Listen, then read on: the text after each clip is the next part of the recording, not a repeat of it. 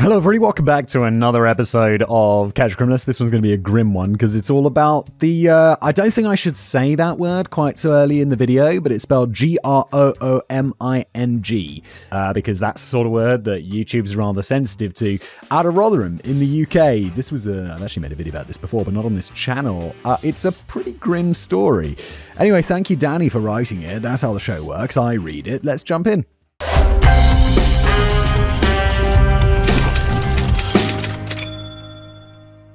A stomach-churning wave of appalling abuse rippled through the lamplit corners of the British town of Rotherham for the best part of 2 decades on a scale that's difficult to even comprehend. Between the early 90s to 2013, it's reported that again, the word, how far in are we? 44 seconds. No, can't say it yet.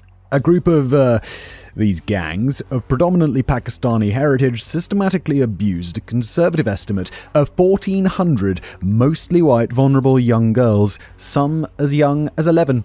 Like I said, it's going to be a grim episode. The majority of the town's population were left in the dark for years about the horrors that were secretly unfolding late at night when the busy streets of Rotherham had largely fallen silent. But it didn't help matters that this was a secret, protected by the authorities. Oh my, for real?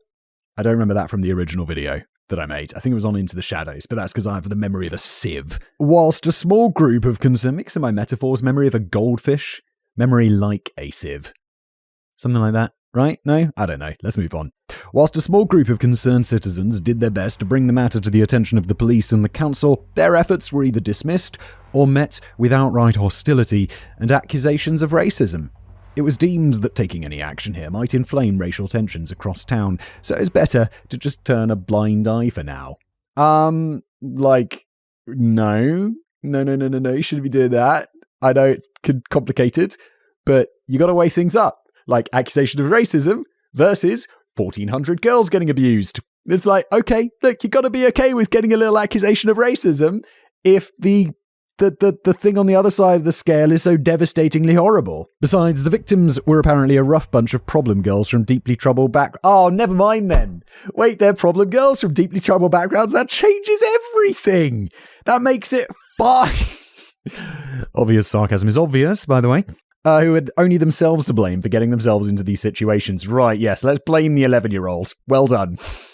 Well done, society. Good job. So, do you ever know that moment where you've had a night out and you wake up the next day, you're like, body, why? Why have you done this? Why have you done this to me, Simon? Why? Well, that can be a thing of the past with today's sponsor, Z-Biotics. They figured it out. You see, they have something called a pre-alcohol probiotic, and this is the world's first genetically engineered probiotic. It was actually invented by PhD scientists with those giant brains, specifically to tackle rough mornings after drinking. 10 years ago, I'd been like, I don't need this product. I never have rough mornings after drinking. But then I entered my 30s and I discovered, oh yes, rough mornings after drinking are a thing, but not with Z-Biotics. I've tested this.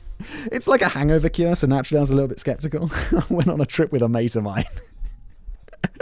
I was like, dude, do you want an excuse to get kind of like, not that I encourage over drinking, but, you know, me and my mate, I was like, do you want to put a few back and test this hangover thing? Woke up the next day, surprisingly fine, was genuinely like, holy shit, we should do that again. Anyway, look, here's how it works. When you drink alcohol, alcohol gets converted into a toxic byproduct in your gut, and it's that byproduct, not dehydration, that's not true. Like, no matter how much you drink the next day, you still end up hurting. Well, that is what's to blame for the how you feel the next day, the toxic byproduct, not the dehydration. Pre-alcohol produces an enzyme to break this byproduct down. Just drink it first, your first drink of the night, and then, you know, drink responsibly. Always drink responsibly. And then you'll feel your best tomorrow, which is fantastic. There's a link in the description below. Get 15% off your first order, and you'll get that first order, and then you'll come back, and you won't have the 15% off, but you'll be like, this was such a good product that I'm going to come back anyway, because I don't like being hungover, and this is solving a massive pain point for me.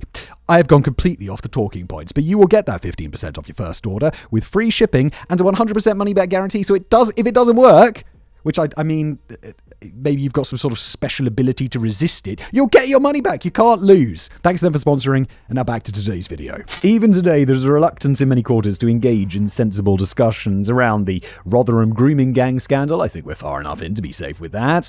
And this is often put down to a fear of facing some uncomfortable truths. The discussions that do take place are frequently infused with inaccuracies, lies, ignorance, and hatred, leading to extreme conclusions at both ends of the spectrum. Some have suggested that focusing on the ethnicities of the criminals is an example of Islamophobia, while others point to the scandal as proof that multiculturalism doesn't work and that mass migration has sent the UK into the gutter.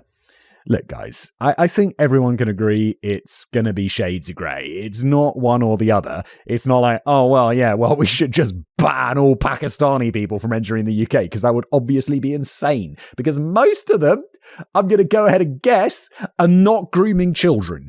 Right? Think we could confidently say that? The reality is naturally a lot more complicated, and it extends beyond Rotherham into several other towns and cities across Britain in which similar cases of Asian grooming gangs were later exposed.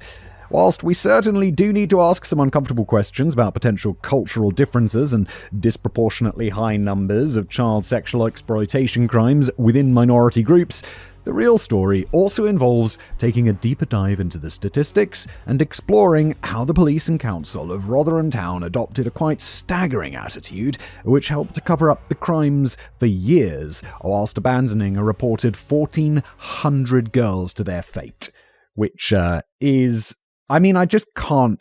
That's just such an extraordinary number of horrible crimes that this is going to be one of the worst things that we cover. Isn't it? Great way to start my Friday. Great way to start your, whatever day you're listening to this would be to buy a signed script. Yes, I signed them all on camera like I've done right now, and you can pick one up from the merch store. There is a link below. A Tourist's Guide to Rotherham. Welcome to the enchanting wonderland that we like to call the market town of Rotherham in South Yorkshire, England. Well, it's more than just a town, really. Rotherham is just one part of the wider metropolitan borough of Rotherham, sandwiched in between the cities of Sheffield and Doncaster, and sitting on the confluence of the river Rother and the river Don. This is why I'm picturing in my mind, where is this town? For some reason, I thought it was much further north, but it's like anything north of London for me, I'm like, here be demons. My geography's not very good. Historically famous for flour milling and glass making, the Industrial Revolution saw Rotherham evolve into a steel powerhouse during the 19th and 20th centuries. But the old mining town, that once thrived on the production of coal, cast iron and steel, is in very different shape today, as it's been a long time since it produced much in the way of coal, cast iron or steel. Yeah, UK doesn't make that stuff anymore. UK just does banks. What's the UK do anymore? I don't even know, there's London, so there's finance. I guess we manufacture some shit. Do we still manufacture stuff in the UK if we moved away from that as well? Of course, if we really wanted to find our way around Rotherham today, we could do worse than ask Elon Musk. Okay. Judging by the number of insightful tweets he's posted about Rotherham in 2025, we must assume that he's a bleeding expert, just the guy we need to show us around the best charity shops and point out all the places where a thrill-seeking tourist is least likely to get attacked. But we'll return to Shadow President Musk a little later in today's video. You'll just have to make do with me in the meantime. And me, Danny and Simon. Let's go. Not as a tour of Rotherham. I've never been to Rotherham. I don't know anything about Rotherham. And I suspect I've got a little more experience than Musk as I've actually, set foot in the town. In fact, I'm a born and bred Rotherhamite and lived there for well over 30 years until somebody pointed me in the direction of the train station. Savage. I know I've been guilty of poking fun at Rotherham in many aspects of the scripts I've written for Simon over the years, but the truth is that Rotherham is not so bad. My circle of old friends who still live there have wildly contrasting opinions about the place. Some of them are fiercely defensive about Rotherham and won't hear a bad word said about it, whilst others they'll be like, what grooming? No, what? It's wonderful. Whilst others have come to the conclusion that they're living out a thoroughly miserable existence in the arse of the world. I kind of feel like at some point I've got to go to Rotherham. I'm going to the UK next weekend, but I'm just going to London. Should take a trip up to Rotherham and see the sights. The town is certainly facing a long chain of challenges today, but few of them seem unique to Rotherham. For example, the town centre is now pretty much a ghost town which has been deserted by all the big brands and is now largely made up of empty buildings and takeaway joints. Not so long ago, I can remember the typical Saturday night out on the town left me wondering if I'd ever make it to the front of the queue at the bustling bar. When I recently visited Rotherham on a Saturday night, the town was so spookily devoid of life that I was instead wondering how on earth any of the pubs were still managing to stay in business. But I'm pretty sure you could say similar things about many other towns in the UK. It's just the way things have gone. Is that... I haven't lived in the UK for a long time, but is it... I know, I don't know, I go to where my parents live. It's quite nice. There's not very many empty shops. It's... I can say where my parents live. They live in a town called Guildford. And it's quite nice. Playing the internet, the smoking bans, the lasting effects of the COVID lockdowns, and a shift toward cheaper supermarket alcohol. Just like many other boroughs around the world, a quick walk up a steep hill can lead you into an entirely different place from the one you just left, almost as if you've just teleported onto a strange new planet. Yes, the town centre is a bit grim nowadays, and there are plenty of other run-down and grotty patches of Rotherham in which I wouldn't fancy walking alone at night. On more than one occasion, I've randomly been attacked by gangs of violent dickheads when I was just trying to make my way home. Wow, I genuinely don't think this has ever happened to me. I've never been just hassled on the street by a gang of dickheads. Maybe I have, but I really can't think of one.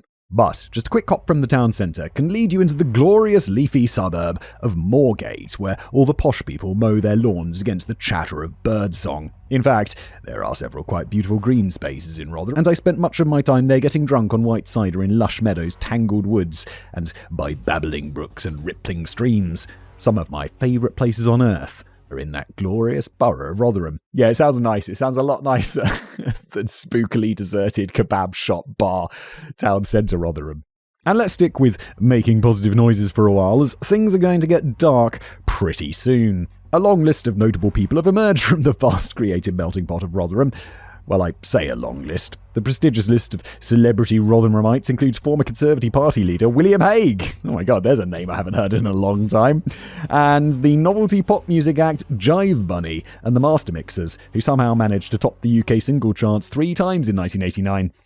And I don't know, I've never heard of them.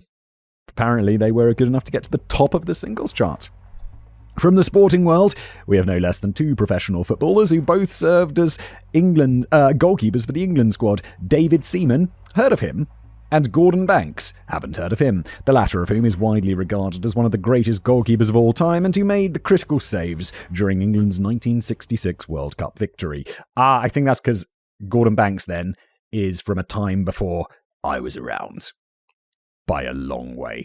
David Seaman, though, I think he was like a goalkeeper on England when I was growing up. Look, I know nothing about football, but I've heard of David Seaman. And same generation. I feel like some of these I know because when we did maths in primary school, we did fantasy football as part of maths class, like adding up the different points and stuff. And I think David Seaman was there, and also a dude called Eric Cantona. That's other than like David Beckham and Wayne. These are literally all, and the Ronaldinho guy. Actually, that's not bad. I named like 6 footballers. That's not bad. But now I'm literally drawing a blank to name a single other one. We also have middle distance runner Peter Elliott, who won the silver medal at the 1988 Olympics and gold medal at the Commonwealth Games a couple of years later. You'd quite often see him out and about on his training runs around Rotherham. When I was a young kid, he once passed me by and then stopped in his tracks to turn around and compliment me on my nice shoes. I was dead chuffed at the time until my mates later pointed out that I was wearing silly red bowling shoes. And he was probably just taking the piss. Yes, why are you wearing bowling shoes out and about?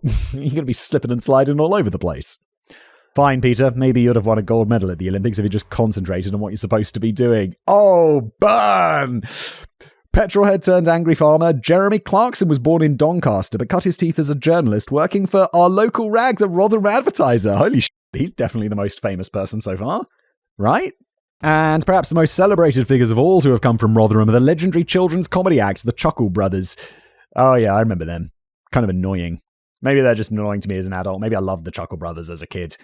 But now I'm like, ugh. You know, we're watching some TV shows with your kids and you'll be like, some really nice. Like, it's like, I can enjoy this. Like, recently, my kids have discovered something called Handyman Hank. And I'm like, wow, it's like less annoying Blippy. So I'm always encouraging my kids to watch Handyman Hank, which for some reason my daughter loves and my son is less into. The Chuckle Brothers carved out a glittering TV and stage career spanning nearly 40 years just by wheeling out the same 2 or 3 catchphrases. I'm a little surprised that the town centre doesn't boast colossal statues erected in their honour. There was a campaign in 2019 to name a small square of the town centre Chuckle Square, but this was rejected by the Killjoy Council. Still, if anyone from Rotherham genuinely deserves a statue, that would probably be civil engineering. Jesus Christ, Daddy. Are we doing an episode about grooming gangs or are we doing an episode about Rotherham? Christ. I'm just skipping a bit. My point is that there are plenty of good news stories to find about Rotherham if you know where to look. And it does seem a bit of a shame that a typical Google search on the town is only likely to yield results about Rotherham United Football Club, who I'm led to believe won a few matches over the last 100 years, and the child sexual exploitation scandal in which groups of almost exclusively British Pakistanis abused and tortured young girls for decades. Yeah, it's unfortunate that that's what Rotherham is most famous for.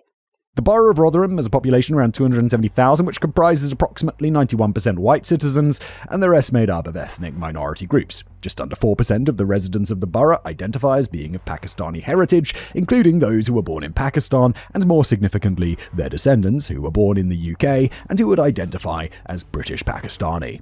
Some residents of Rotherham might be surprised by those figures for sharply divergent reasons. The thing is that it's not like the British Pakistani residents are peppered evenly throughout the whole borough. There are some parts of Rotherham in which it's quite rare to see a non-white face, and others where there's a much greater presence of ethnic minorities. When the Pakistani migrants first arrived in the 1950s and 60s, they largely settled into the poorer and more deprived areas of Rotherham.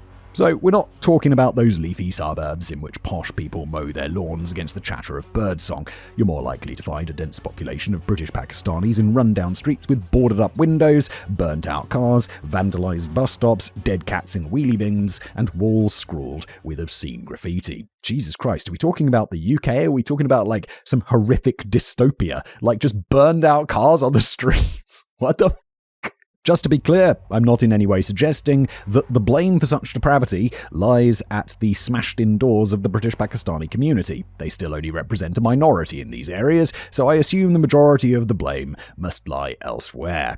Yeah, I don't think it's got anything to do with the ethnic makeup of the people who live there. It's just got to do with the demographic. Wait, is ethnicity part of demographics? I just mean like, because people are poor.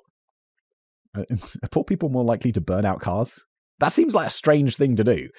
I feel like you go to a rich community and the cars are more likely to be burned out because they're like, I got so much money, I don't even care. What? Besides, I'm probably overgeneralizing here, and I'm sure there are plenty of perfectly pleasant and well-kept streets within these more affordable areas of Rotherham. But I'm just going on personal experience. And my own personal experience growing up in Rotherham was a bit all over the place.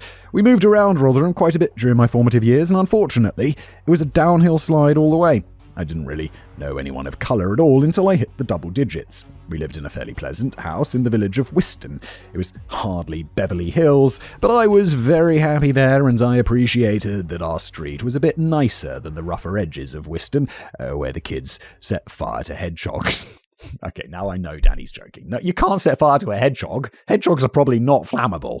But there wasn't a single face of colour in my primary school, and I didn't really mix with any ethnic minorities at all until I moved into the wider circles of comprehensive school for the first time. My parents also got divorced around this time, which meant that our family of 4 got split in half, and I ended up downgrading with my mum into increasingly shittier houses until we ended up in a place called Masbro, which had a significant British Pakistani community. Our tiny matchbox terrace house was just around the corner from a mosque and an Asian corner shop. I wasn't a very chirpy young soul during this period, but that had nothing whatsoever to do with my neighbours. I just felt that life had taken a gradual, terrible tumble, and I'd gone from living in a fairly comfortable household to in a nice village, living in poverty with my mum in a suburb that felt like it was falling to bits. I know that other kids have it worse, but it's still a difficult thing to take when you're barely in your teens and spending most of your time moping for the good old days. I realise, I realize I'm a very fortunate person, and I realized growing up, things never really got worse. Just over time, things got better. And they were always, I'm just sounding like a super privileged person, but it's like, now I'm like, wow, it'd be really weird if things got worse. And it's a little bit scary. And now Danny's made me more scared because it's like, I don't know, the good times don't necessarily last forever. Like my career is YouTube. Maybe tomorrow people will be like, oh, we don't like Whistleblower anymore. And then I'll be like, brilliant. Better find another career doing, I've got no marketable skills now. But one thing that struck me was the lack of integration between the white folks and the folks of Pakistani heritage. Again, I'm only going on my own experience, and I'm not trying to imply that I'm a leading expert on multicultural Britain. I'm sure there was a lot of interaction between the two groups that I missed as I wandered around with my head in the clouds. It just felt to me that people largely stuck to socializing within their own groups, and the Asian communities often take the flak for this kind of situations. It's felt by some that they're not making enough effort to integrate into the established community. It's interesting, like, I am, again, it's not the same. I'm not trying to say it's the same. But I've got quite a big multicultural group of friends, I suppose. Like, mostly, not through my like own choice and my own like, oh, well, you know, it's good to have multicultural friends. That would be weird. It's, like, I don't know, because I'm an immigrant myself, living in a foreign place, although for some people, you know, it's this weird thing of like, you're an expat or an immigrant. And it's like, well, expat's just like this weird word that people from countries that are richer will use when they move around for some reason. But really, you're just an immigrant as well. And I don't know, my little expat immigrant community, it's like, I don't know, we got me and others and Czechs and just a whole group of us. We're like from all over the show. It's quite nice. It just felt to me that people largely stuck to socializing within their own groups. And the Asian, do I have British friends? Yeah, well, I got a British guy who works for me. And here, and I don't know if I've got any other British friends here. Oh, that's weird. Oh, no, I do. I got a couple. I haven't seen them in a minute, though. But I'm not so sure it's as simple as that. Integration involves work on both sides, and I vividly recall the arrival of a new Pakistani family onto our street who went out of their way to reach out the hand of friendship to their white neighbours and even turned up on everybody's doorsteps with freshly prepared meals.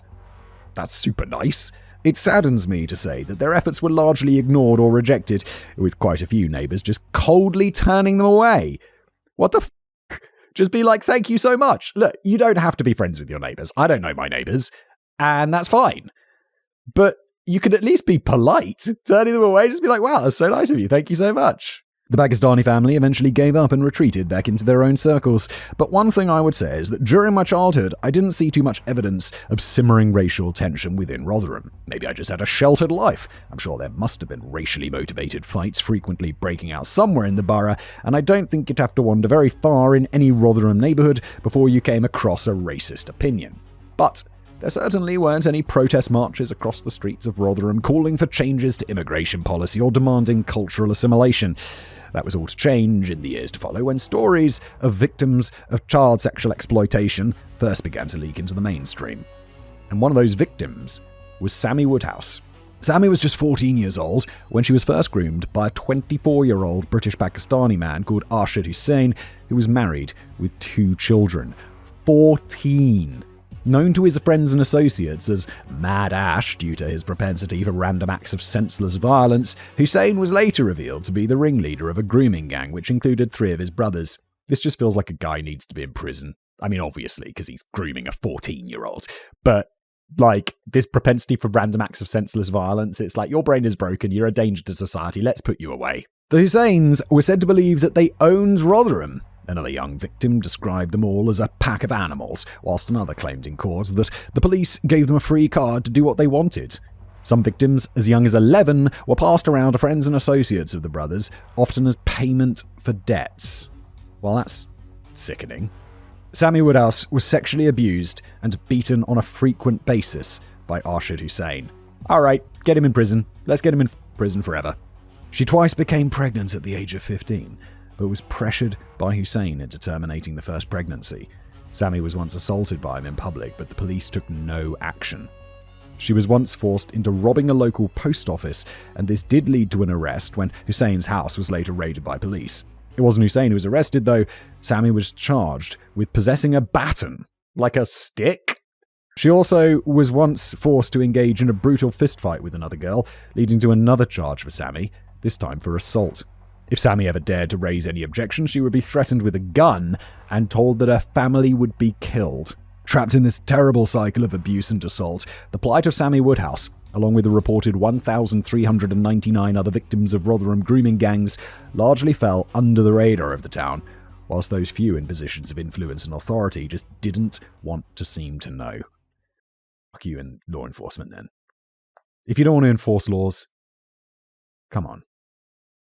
However, there was a small group of deeply concerned people in the town who sensed that something truly dreadful was taking place late at night on the streets of Rotherham, but they would have their own battles to face.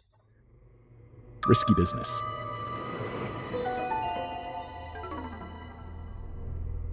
In 1999, Jane Sr. took on the role of co-coordinator of a project called Risky Business, which had been set up by the Rotherham Council a couple of years earlier to help support vulnerable girls and women aged between 11 and 25 who may be at risk of sexual exploitation. The idea behind the project was to offer support to those at-risk individuals, providing sexual health advice and helping them to get accommodation. Jane was shocked to discover that a small group of care home managers had been voicing their concerns about dubious late-night activity involving children in their care since the early 1990s. Groups of British Pakistani taxi drivers had reportedly been picking up young girls from care homes late at night and returning them in the early hours of the morning, leading staff to suspect that these girls were either being abused by the drivers or pimped out. I should point out that the taxi services in Rotherham are pretty much exclusively operated by British Pakistanis, and it's a similar story in many other areas in the North and Midlands. The uncle of the Hussein brothers was also the owner of probably one of the most popular and certainly one of the most expensive taxi services in Rotherham, which went by the name of Speedline. Most popular and most expensive don't usually apply to the same service, but in this case, it was because Speedline owned the telephone number 5555, which, in the days before everyone had a mobile phone, was reasonably memorable for even the drunkest of punters on a Friday night. Yeah, I'm really glad that stuff like Uber exists, because that's just kind of shitty monopolistic behavior, and I don't like it. I like competition. Competition's good for everyone. Except maybe the people who are owning the dodgy taxi companies. And, hey, too bad. In these early cases, though, Jane Sr. and the care home managers believed that most of the taxis were actually coming from the neighbouring city of Sheffield, and it wasn't until a couple of years later that the drivers began to emerge directly from the ranks of Rotherham. The care home managers apparently felt powerless to act or intervene when the taxis picked up the girls, which I found a little odd, as I would have assumed that a care home might have the authority to prevent the girls from leaving. Right? These girls are underage, and I'm assuming that they're in a care home, so someone is their guardian who can make decisions on their behalf. And it's like, no, you can't go. You can make your own decision when you're an adult, not now. But apparently it's a lot more complicated than that, as there's a balance to be struck between safeguarding and protecting the rights of children, particularly older teens. Whatever maths you've done it wrong in this situation.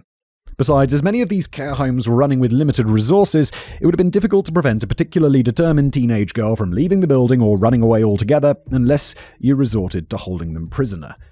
The concerns of the care home managers and the Risky Business staff had instead been taken to the police, where the perpetrators were identified at this stage as a small group of Asian males, all related, and their many associates. All right, police. Can we get on it, please? However, Jane Sr., who much later became Jane Sr. MBE, wow, in 2016 for a role in exposing the truth, good for you, was taken aback by the contrasting responses from the Sheffield and Rotherham police forces. Sheffield police were quick to act on the information and tackle the problem on their turf, and with some success it was seen, as we're not talking about the Sheffield grooming gang scandal. But the Rotherham police, not so much. Even though Risky Business were providing the police with the names of alleged abusers and car registration plate details, the police dismissed the claims as hearsay. Jane was even advised by one senior police officer that mentioning the ethnicity of alleged offenders was, quote, a bit racist. It matters. Like, it'd be great, you know, it matters. Like, it's a... I don't know, I'd probably dig myself a hole, but it's like, yeah, if you're describing someone to the police, obviously their ethnicity is gonna be a part of it. Like, if someone saw me, they'd be like, well, he's a white dude, he's bald with a beard and glasses. It'd be weird if people were like, well, you know, maybe he was bald with glasses. They're like, and what was his ethnicity? Don't know. Blind to that. Don't even know. Was he white? Was he black? I don't know. Later in 2000, the UK government's Home Office commissioned a crime reduction programme pilot study which went by the name of Tackling Prostitution, What Works. One section of the study was devoted to young people and prostitution in the areas of Bristol, Sheffield and Rotherham. The solicitor, Adele Weir, was hired by Rotherham Council to research and write up the specific report on young people and prostitution in Rotherham, and will return to the thorny subject of terminology very soon, as I expect some viewers may already feel uncomfortable or even potentially furious about wholly unsuitable terms such as prostitution. I mean, sure, but chill. This was 2000. Obviously, we'd use the word sex work today, but when we're referring to it in a historical context, that's fine. Don't come at me. This is fine, in my opinion. If you don't think it's fine, that's your opinion as well. It's literally what the study was called. Or the study, Tackling Prostitution is what it was called. I'm not going to square brackets that out. But long before the specific term of child sexual exploitation was officially wheeled out in the UK, many people felt that cases such as these fell under the umbrella of child prostitution, as the young victims appeared to choose to spend time with their abusers, and many of them even considered their adult abusers to be their boyfriends on some level. Yeah, but we have this thing called age of consent. And, age of majority? What's it called? Where you're not a minor anymore and you're an adult and you can make your own decisions. Below that age, you're not. We've decided that your brain's just not cooked enough to make decisions like this. Adele Weir worked closely with Jane Sr. and Risky Business to create a 10-page mapping exercise, which estimated that a total of around 270 young victims were being abused by a grooming network, which included the Hussein brothers, who were deemed to be connected to 54 of those victims and were thought to be responsible for much of the violent crime and drug dealing in town.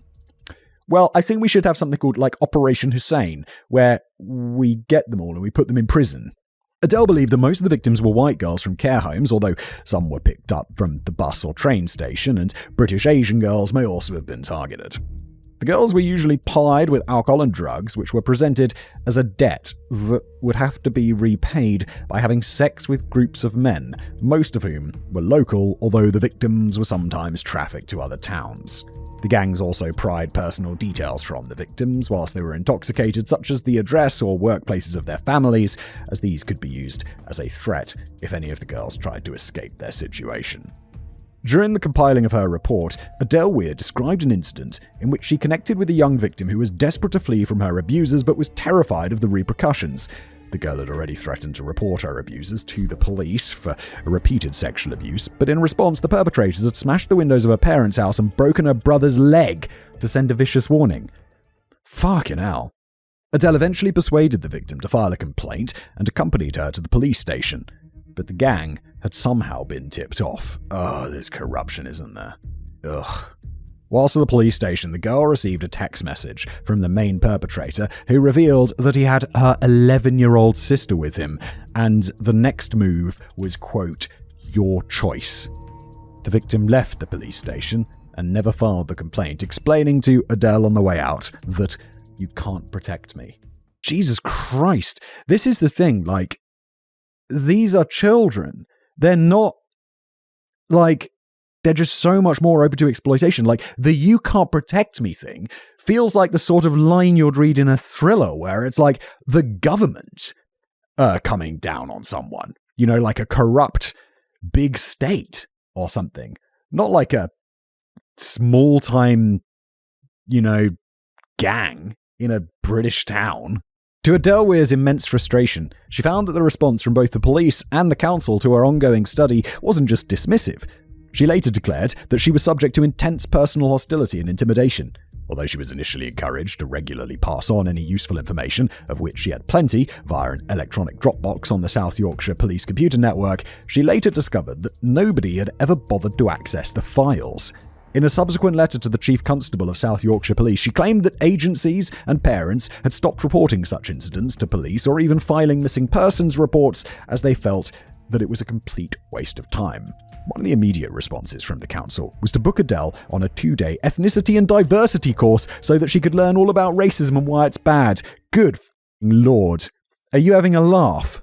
She was advised to amend her report and remove any references to ethnicity whilst anonymizing individuals and institutions. I mean, I'm fine with anonymizing individuals, but if ethnicity is a part of it, it's a part of it. I'm sorry. Adele felt as if she was ultimately being asked to rewrite the entire report in a way that cast Rotherham in a better light and made it sound like a fun town to visit. She's not working for the f***ing tourism board, guys.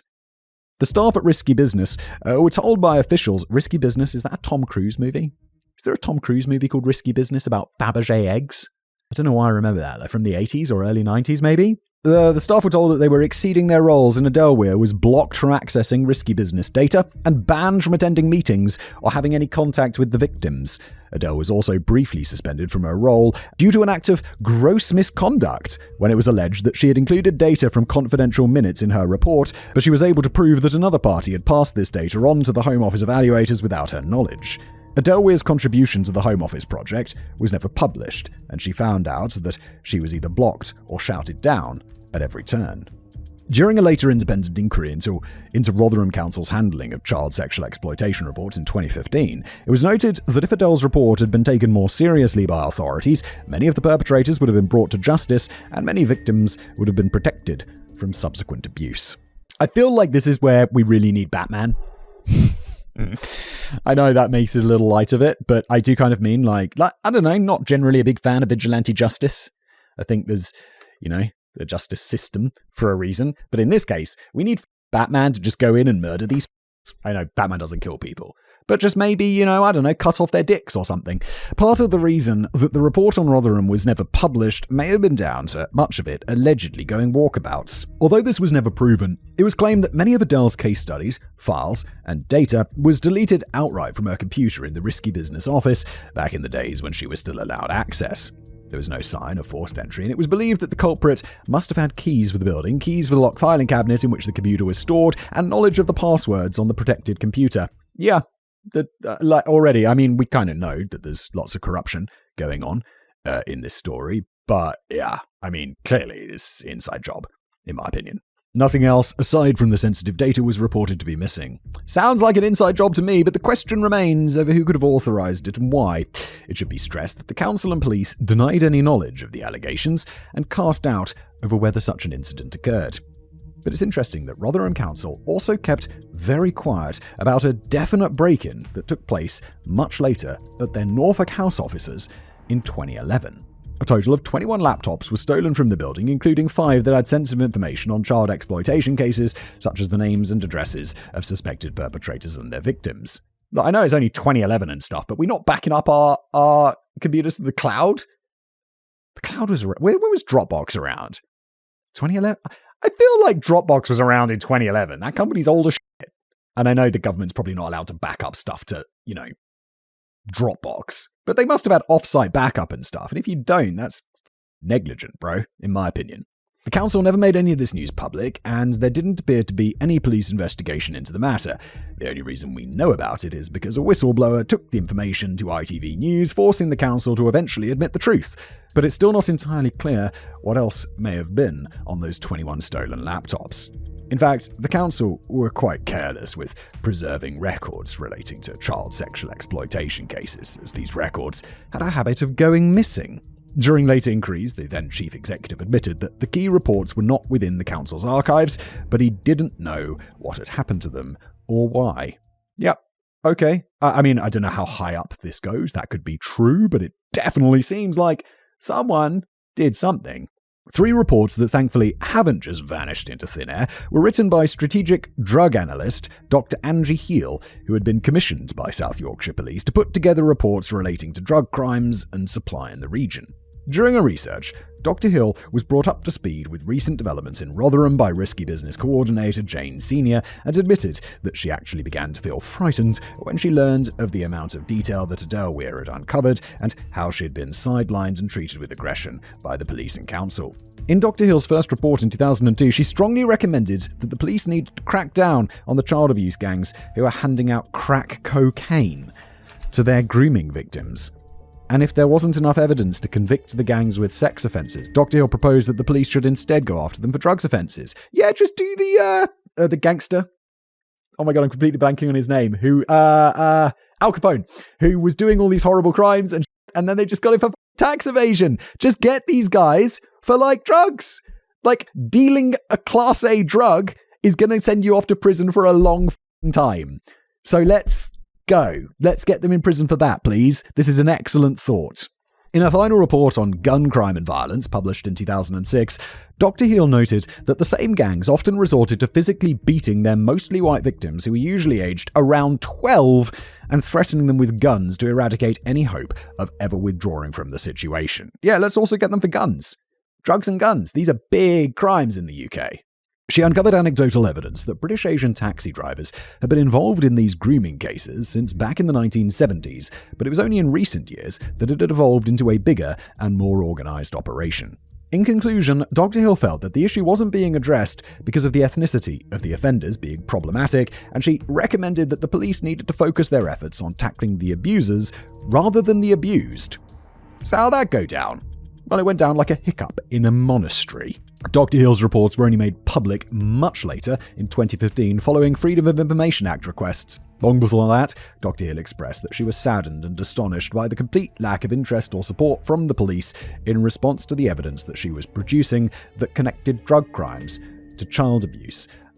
Okay, so I feel like the next step there would be you've got some pretty solid stuff, and there's lots of investigative journalism in the UK. There's Panorama, I feel, isn't that a show that would lap this up and be like, okay, wow. Isn't this what journalists do? They take, they find things that are going wrong and they expose them. This sounds like something that should definitely be exposed. The Drug Strategy Unit was disbanded shortly afterwards, and Dr. Hill left South Yorkshire Police in 2007. Probably extremely disappointed. Can you imagine? You just discovered all this shit that's going on, and they're just like beating 12-year-olds and getting them addicted to crack cocaine so you can sexually abuse them. This is like a top tier crime. This isn't like this. I'm literally speechless as to like, can you imagine being this person being like, wow, I discovered all this shit and no one cares? It's absurd. But maybe someone had been paying attention. Not long after Dr. Hill's final report, Risky Business received a significant increase in funding from the council, who also approved a new action plan safeguarding vulnerable young children at risk of sexual exploitation. And it seems as if the police finally reached the end of their decade-long tea break of indifference when they launched Operation Central in 2008, an initiative set up specifically to investigate allegations of child grooming and abuse in Rotherham. And they eventually had a few results. Good. I mean, it's like literally decades late. A decade and a half late. When did it start off? Early 90s? And now 2008?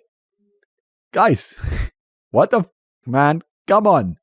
In October 2010, the first 5 convictions relating to child sexual exploitation in Rotherham were secured at Sheffield Crown Court. 8 men of Pakistani heritage were tried in total, but 3 defendants were acquitted, whilst the other 5, which included 2 brothers and a cousin, were found guilty of sex offences involving 3 girls aged between 12 and 16. They received prison sentence ranging from 4 to 11 years. 11 years seems much more appropriate than 4 there, but we don't have exact specifics of the crimes there. Some of the defendants were prone to breaking down in tears during the course of the trial, but this clearly annoyed Judge Peter Kelson QC, who told them, "I've listened to the backdrop of some of your sobbing. I have to say that your weeping cuts no ice with me at all. The message must go out loud and clear that our society will not tolerate sexual predators preying on children." Yeah, it's like, oh no, you're breaking down in tears. You douchebag. I don't give a f***. Go to prison. I want to see you crying in the showers. Because of what happens in the showers in prison. One of the convicted men, Moshin Khan, stood out from the pack as, unlike the others, he came from a thoroughly middle-class background and worked as a mortgage advisor. I mean, yeah, but sure, middle-class people can also commit crimes. Horrible, horrible crimes. He lived in one of those nice houses in the leafy suburbs of Moorgate, where all the posh people mow their lawns against the chatter of birdsong, perhaps suggesting that you don't really witness such a huge difference after all, just by walking up a steep hill. No, humans are human. No matter how much money you make, you're still a human. You're still, I heard it described as money just makes you more of what you are. It just allows you to be more of that. So if you're a piece of shit and you make money, you're just going to be more of a piece of shit. If you're like a good person, you make money, you're going to be more of a good person. I think, I don't know. I think that's true.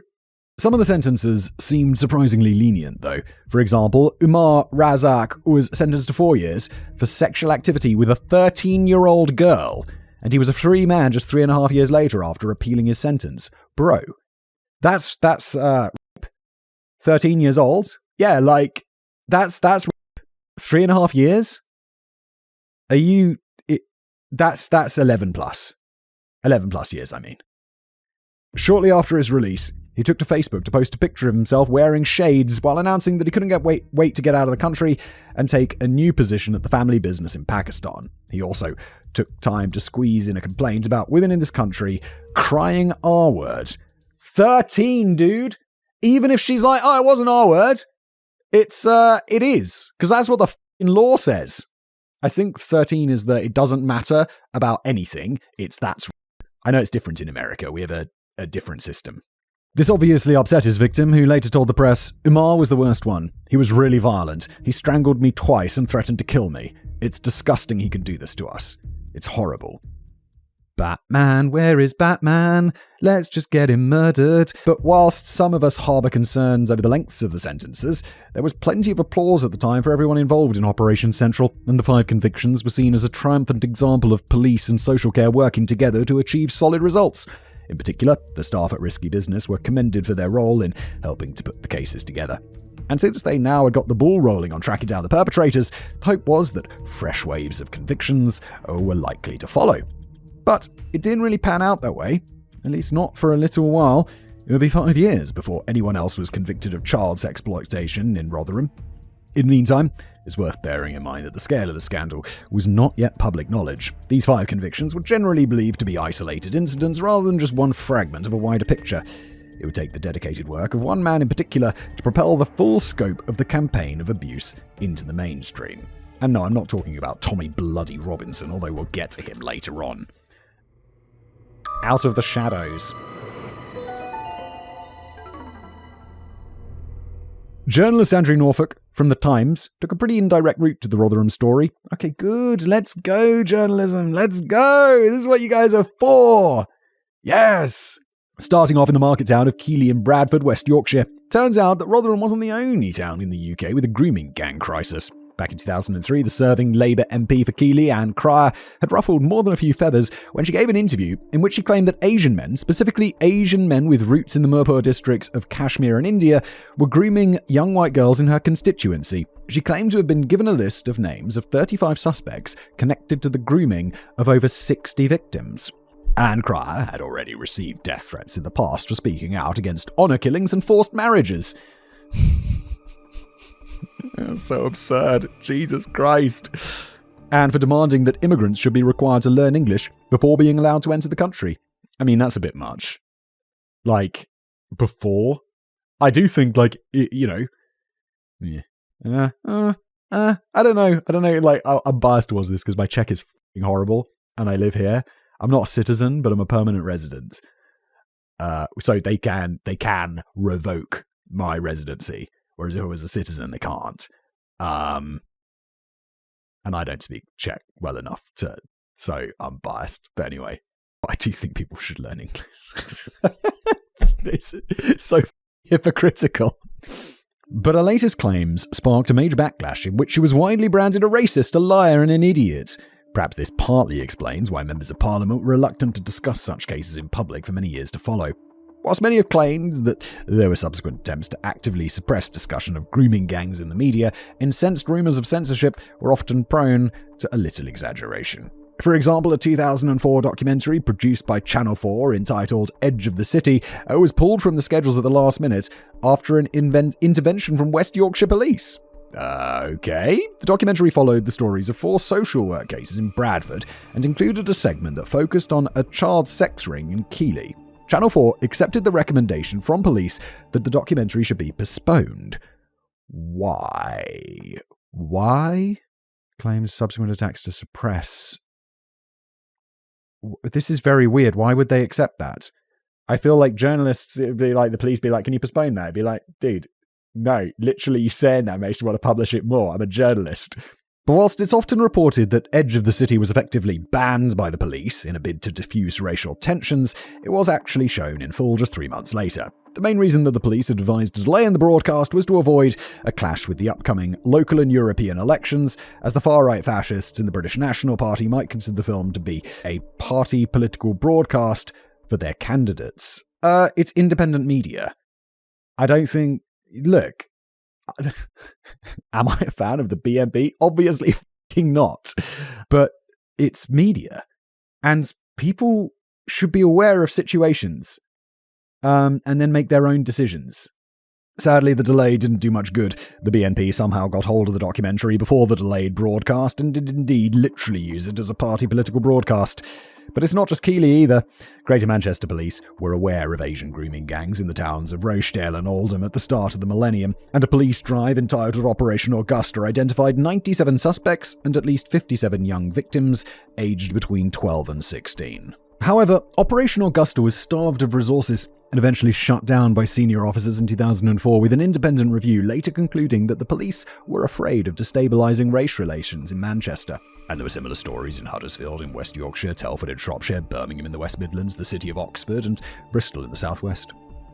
But whilst the Times journalist Andrew Norfolk had started his journey writing quickly forgotten reports on the Keighley cases, his attention later turned to Rotherham, and this was largely down to Jane Senior, the former coordinator of risky business. Excellent. Yes, when the police don't listen, when the government don't listen, go to the press. Increasingly frustrated by the lack of action from authorities, Jane turned whistleblower and handed over around 200 confidential documents to Andrew Norfolk, which had been ignored until now. From 2011 onwards, the Times ran a whole series of articles which detailed the depths of the crimes and the reluctance of the authorities to act on the evidence that was being given to them on a plate. Andrew Norfolk, who also felt there was a sinister conspiracy of silence at work and a reluctance to even have mature discussions about the cases in public, citing one particular document from Rotherham's Safeguarding Children's Board, which noted of its own then upcoming report, quote, "The crimes have cultural characteristics which are locally sensitive in terms of diversity and have the potential to endanger the harmony of community relationships."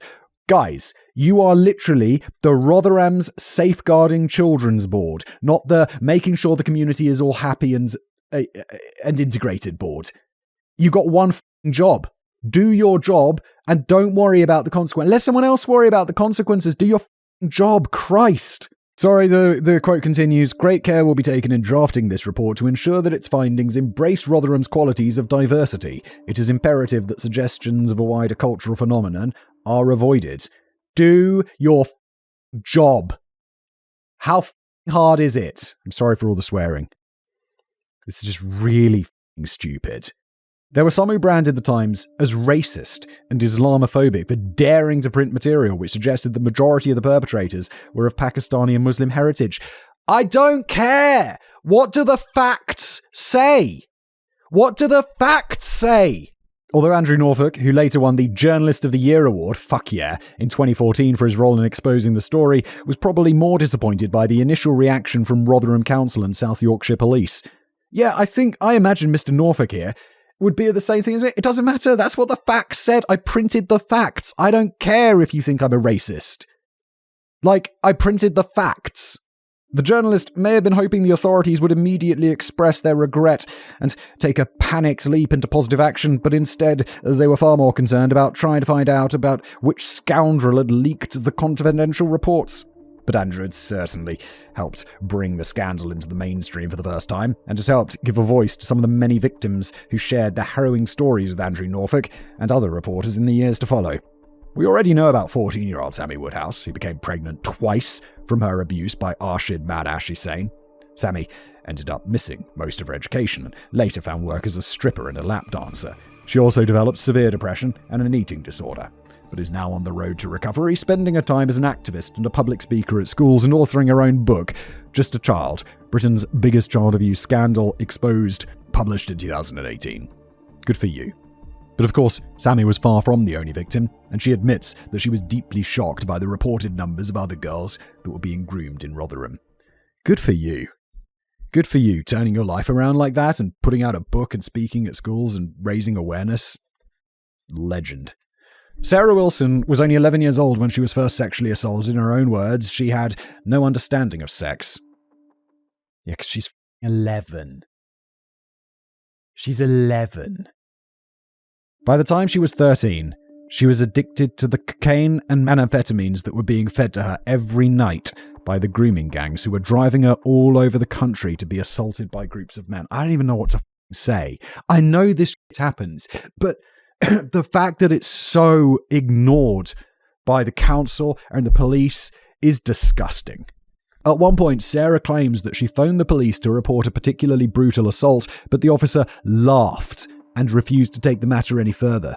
Sarah's distraught mother, who attempted to intervene on many occasions without success, once handed over her daughter's mobile phone to the police. The young teenager's phone contained the telephone numbers of 177 adult Asian men. But the police claimed that the Data Protection Act prevented them from investigating any further and went on to declare that Sarah's behavior was a lifestyle choice. She is 13! She is 13.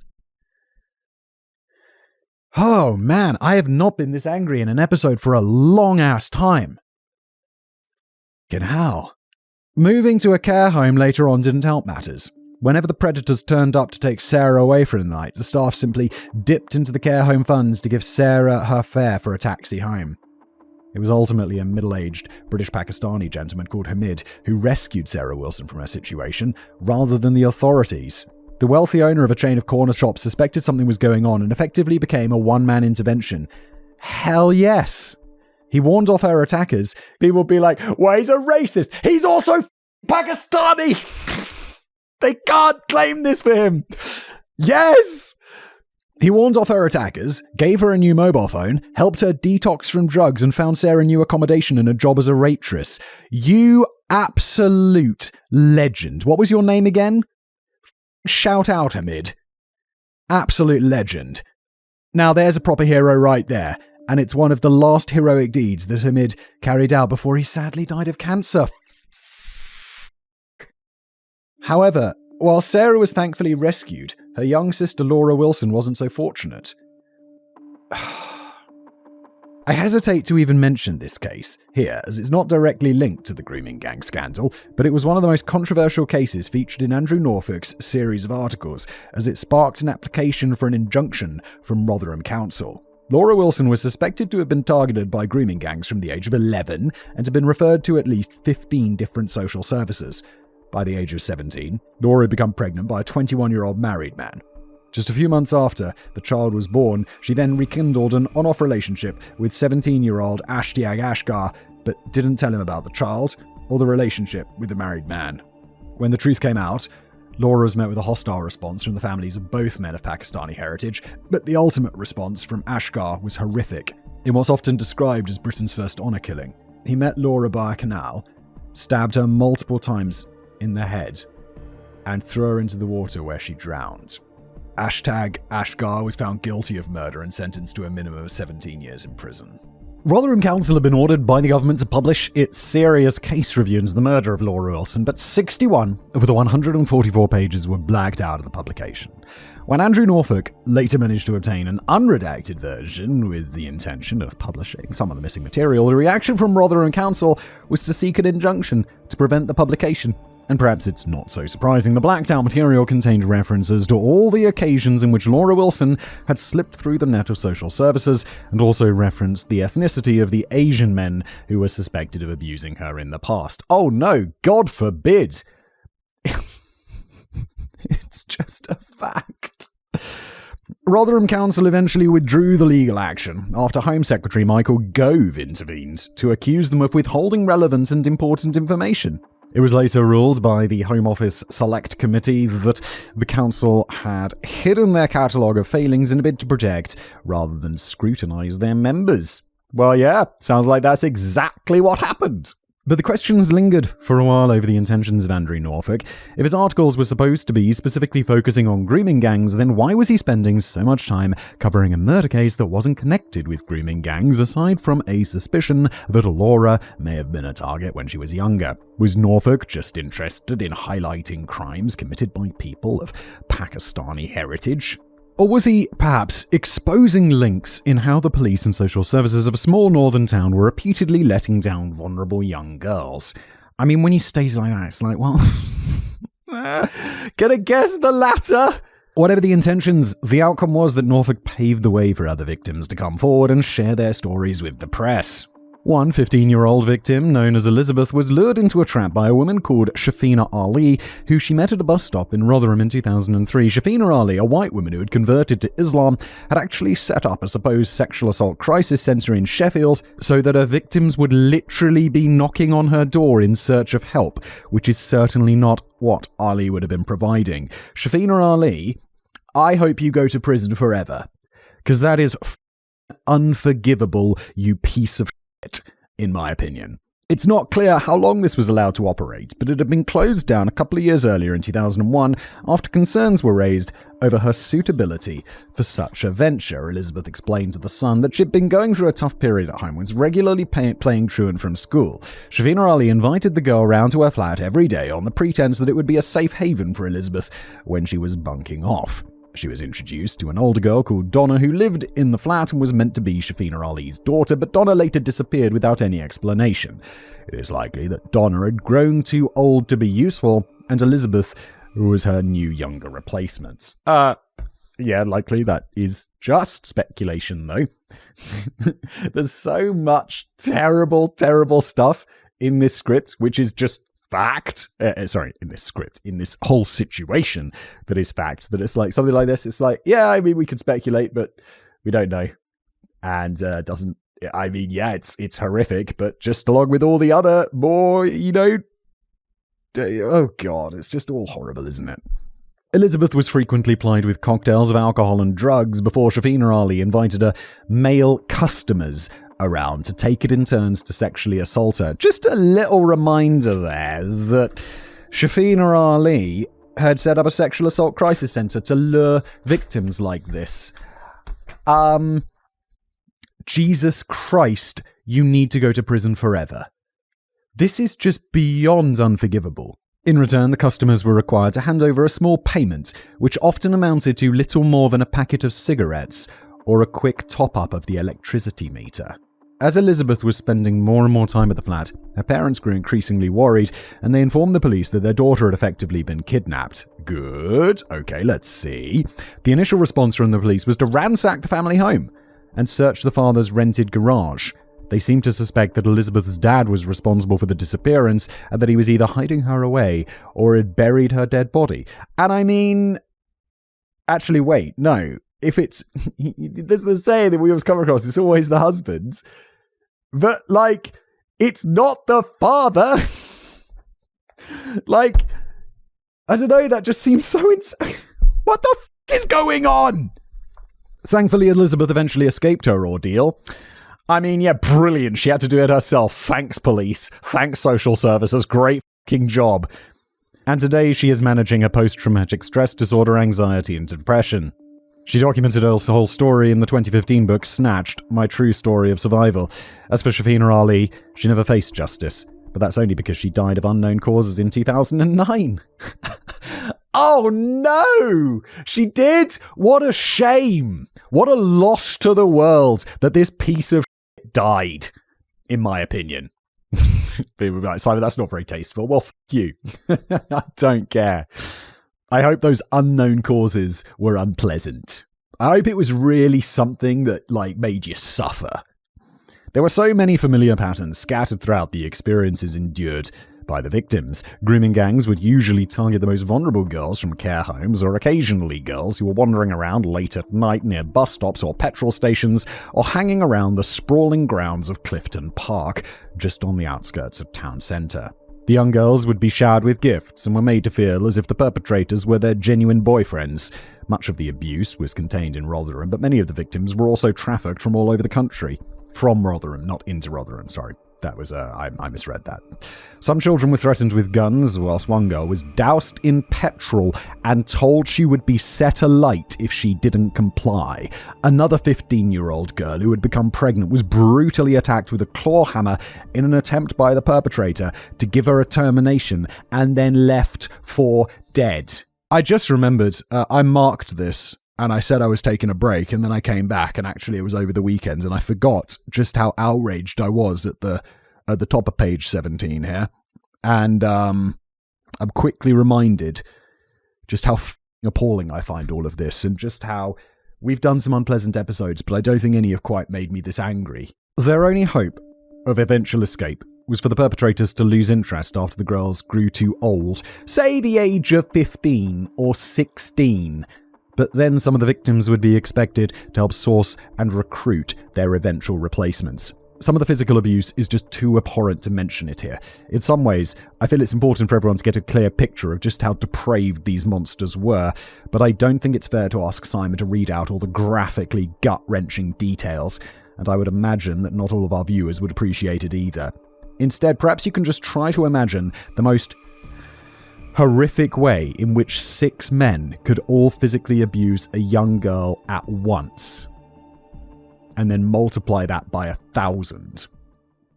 I don't even think my brain can imagine something like that. And it just doesn't want to, so I'm just going to move on before it starts going in a horrible place. And this brings us back to the subject of the terminology that we've been using for this video. Some viewers may be wondering why we're not using the R word, which we shouldn't really say on YouTube, to describe these various sexual assaults. Vicious sexual assaults, sorry, and why we're not incorporating that word into our descriptions of the predators instead of referring to them as grooming gangs, which some feel is far too soft and tame. The first reason, as Simon may have already explained, is that we can't use the R word in a YouTube video without getting demonetized, as it's deemed to be a sensitive term, which is not suitable for advertisers. Yeah, fair play. Look, honestly, if this video gets demonetized, I'm not going to be surprised. I wouldn't want to advertise on this. Wow. But another reason is that the legally accurate terminology can get a little complicated in cases such as these. Under current UK law, sexual activity with a supposedly consenting minor under the age of 13 is still considered to be an example of R-word, for which a perpetrator could receive a life sentence in prison. Good, as it should be. However, having sex with a supposed consenting minor between the ages of 13 to 15 is classed as sexual activity with a child, which carries less severe penalties. And look, I honestly prefer, and it sounds insane in the context of this episode, but as I understand the American system, it's like 18, cutoff date, which I think is a bit much. I think it's kind of crazy to be like, oh, okay, yeah, but she's 17 and a half, or he's 17 and a half, and the dude's 18 and a half. Or 18, or like, what if there's one day between it? What does this mean? It's very strange. Whereas the UK has like a more gradual system or something. I can't quite remember all of the ins and outs of the Sexual Offences Act, but in this case, 13 to 15, sexual activity with a child, I want to know what the penalties are, because they should be really, really severe. Because you can't make a decision. You can think you're some like 20-something-year-old's girlfriend between the ages of 13 and 15, but that's because your brain's not finished cooking. There's obviously a world of difference between what's going on in the streets of Rotherham and, say, a young couple who choose to engage in a sexual relationship, even though one of them is slightly below the age of consent. The victims of the grooming gang scandals would previously have fallen under the unfitting term of child prostitution, as some form of consent appeared to have been given in exchange for gifts. But the Department of Education in the UK introduced the term child sexual exploitation, or CSE, in 2009 to describe cases such as these, where the predator manipulates a child and coerces them into sexual activity in exchange for gifts such as alcohol and drugs, which fed the addictions into which the victim had spiraled. Abuse at this time can make it challenging.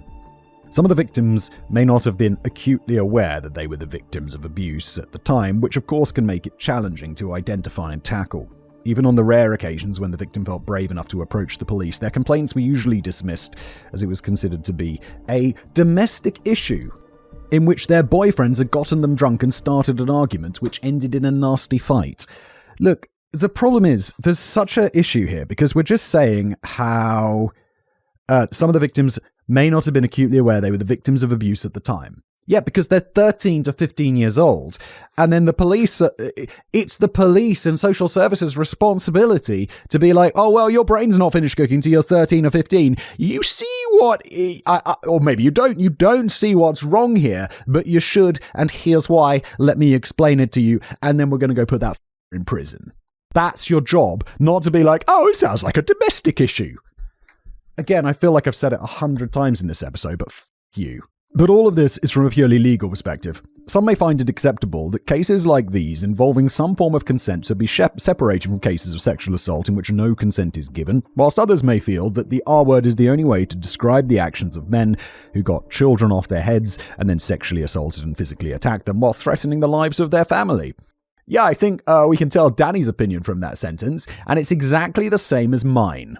As for the term grooming gangs, yes, I can think of more explicit terms to describe these people, but the term is really not meant to convey the idea of a group of chums getting together to carry out mischief. It's a term that describes groups of people who are carrying out utterly horrendous acts on a massive scale. Well, I do think the word grooming does have extremely negative, and rightly so, connotations. Like, when I hear grooming, I just think of another word that we can't say on YouTube.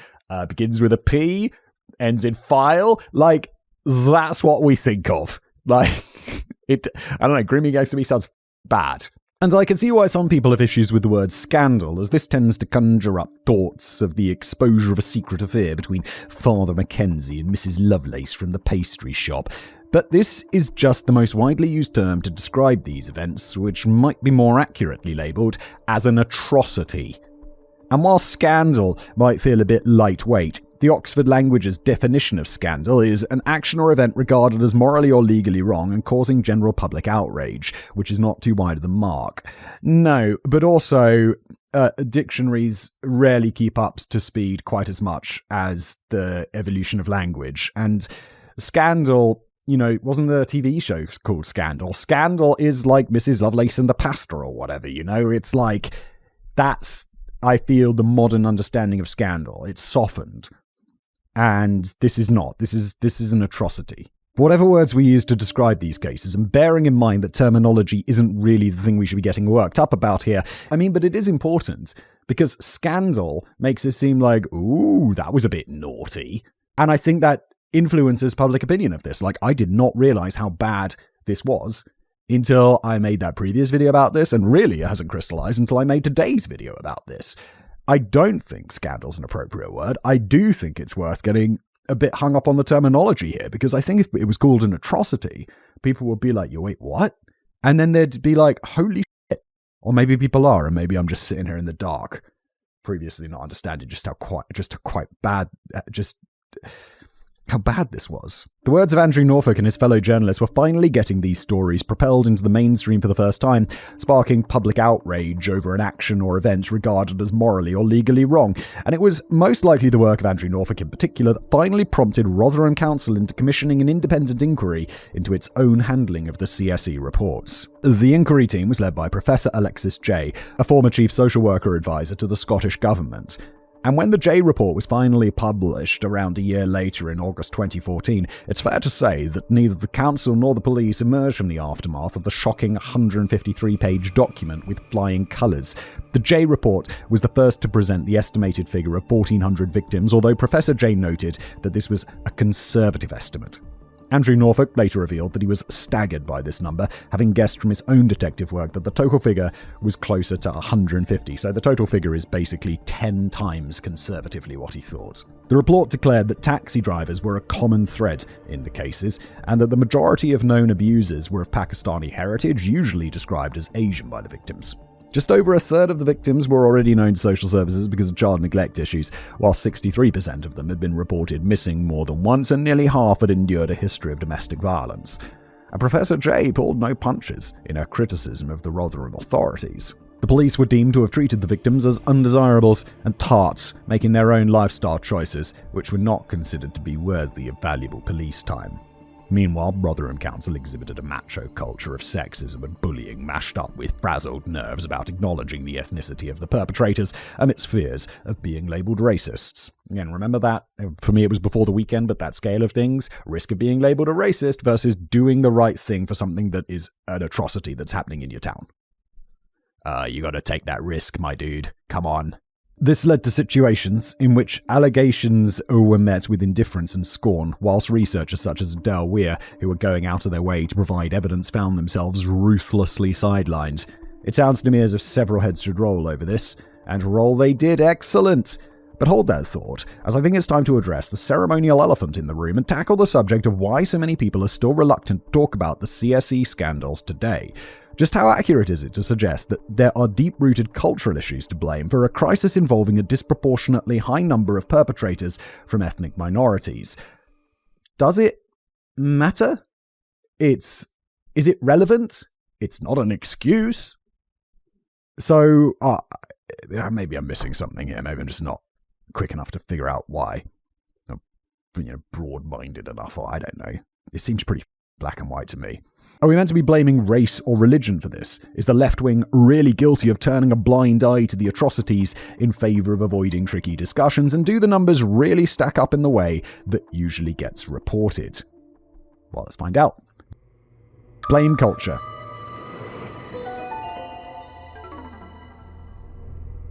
It's true that the CSE scandals have frequently made news headlines in the UK over the years, but they rarely hang around for too long.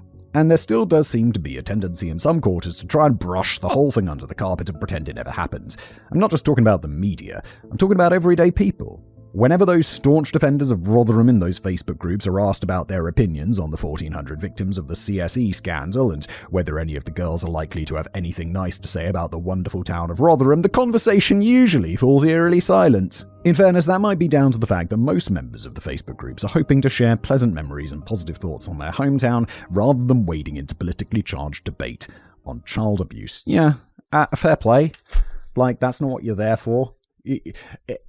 If you're there to do something, you're like, oh yeah, I'm in the Rotherham Mums Facebook group. I don't know, tips and tricks for mums in Rotherham. What are the great cafes that are friendly towards children? And then it's like, yeah, what do you think about the child exploitation? You just be like, if that was me, I'd just not say anything. I'm like, this isn't the room for that. This isn't the room for that. Is it horrific? Yeah. But, maybe comment on this video instead of in a Facebook group that's not related to it. It sometimes feels as if the only ones who are willing to give their opinions at length are the ones hovering at the ultra-extreme end of the discussion and chanting aggressive slogans at protest marches. And that's a shame, because if more people in the middle took a closer look at the statistics, they might just discover something quite interesting. I'm not suggesting that I'm going to come up with an earth-shattering conclusion that changes everything, but I am suggesting that some of the loudest voices, such as, say, Elon Musk or Tommy Robinson, don't always appear to be working with the correct data. And there's a good reason for that, as we'll soon discover. Okay, but a question has often been posed over how differently the UK might have viewed the grooming gangs if the ethnicities had been reversed. Would it feel easier to discuss if gangs of predominantly white men had targeted over 1,000 young girls of Pakistani heritage? Yes, I think so. Would it be easier if the white men were in the minority in the UK? No, but obviously we're not. Of course it makes a difference, in terms of how people feel about it. I don't give a shit how people feel about it, to be honest, though. Some have suggested that it absolutely would, citing the racially motivated murder of black teenager Stephen Lawrence by a gang of white thugs as a comparison. This murder case from 1993 has rightfully generated disgust and frequent press coverage for decades, and is still generating fresh headlines today. We covered the case here on Casual Criminalist back in 2024. Pretty much every face involved in that case is a familiar one in the UK, including Stephen Lawrence himself. Yeah, if someone asked me, I've seen pictures of Stephen Lawrence. And the people suspected or convicted of randomly murdering the 18-year-old for no other reason than racial hatred. Nobody feels afraid to speak up about that case because any reasonable mind would conclude that it was a vile act carried out by an innocent human being by lowlifes. You could say very similar things about the people involved in the CSE scandal, but the faces involved here seem a lot more anonymous. I also feel there's a lot more of them. Have we really talked about, a specific ringleader yet? Not really, and I feel like when there is a big central figure responsible, and also Stephen Lawrence was a single victim. Here, you've got many more victims, which, while makes it, the scale of the crime's much larger, it also kind of adds to the anonymity of it all, the detachment from it all. What's that famous quote? A death is a tragedy, a massacre is a statistic, or a genocide is a statistic, or something like that. There's a point. I'm butchering the quote, but I think we're all familiar with it. And there's a suggestion that this is because fewer people are willing to talk about it, and that the good-natured souls who are usually very vocal in speaking up against abuse of any kind are more hesitant to do so in this case, as they may be seen as attacking ethnic minorities. Again, look, I've made... my opinion through this episode has been perfectly clear. Like, I don't give a shit. Like, I don't give a shit who it is, where they're from, what they're doing. I care about their actions. And the actions here... I mean, it's atrocities. If that were the case, then it wouldn't be very fair or supportive to the reported 1,400 victims who could potentially be at risk of becoming quietly forgotten in favor of not causing too much offense to people who happen to share the same heritage as the abusers.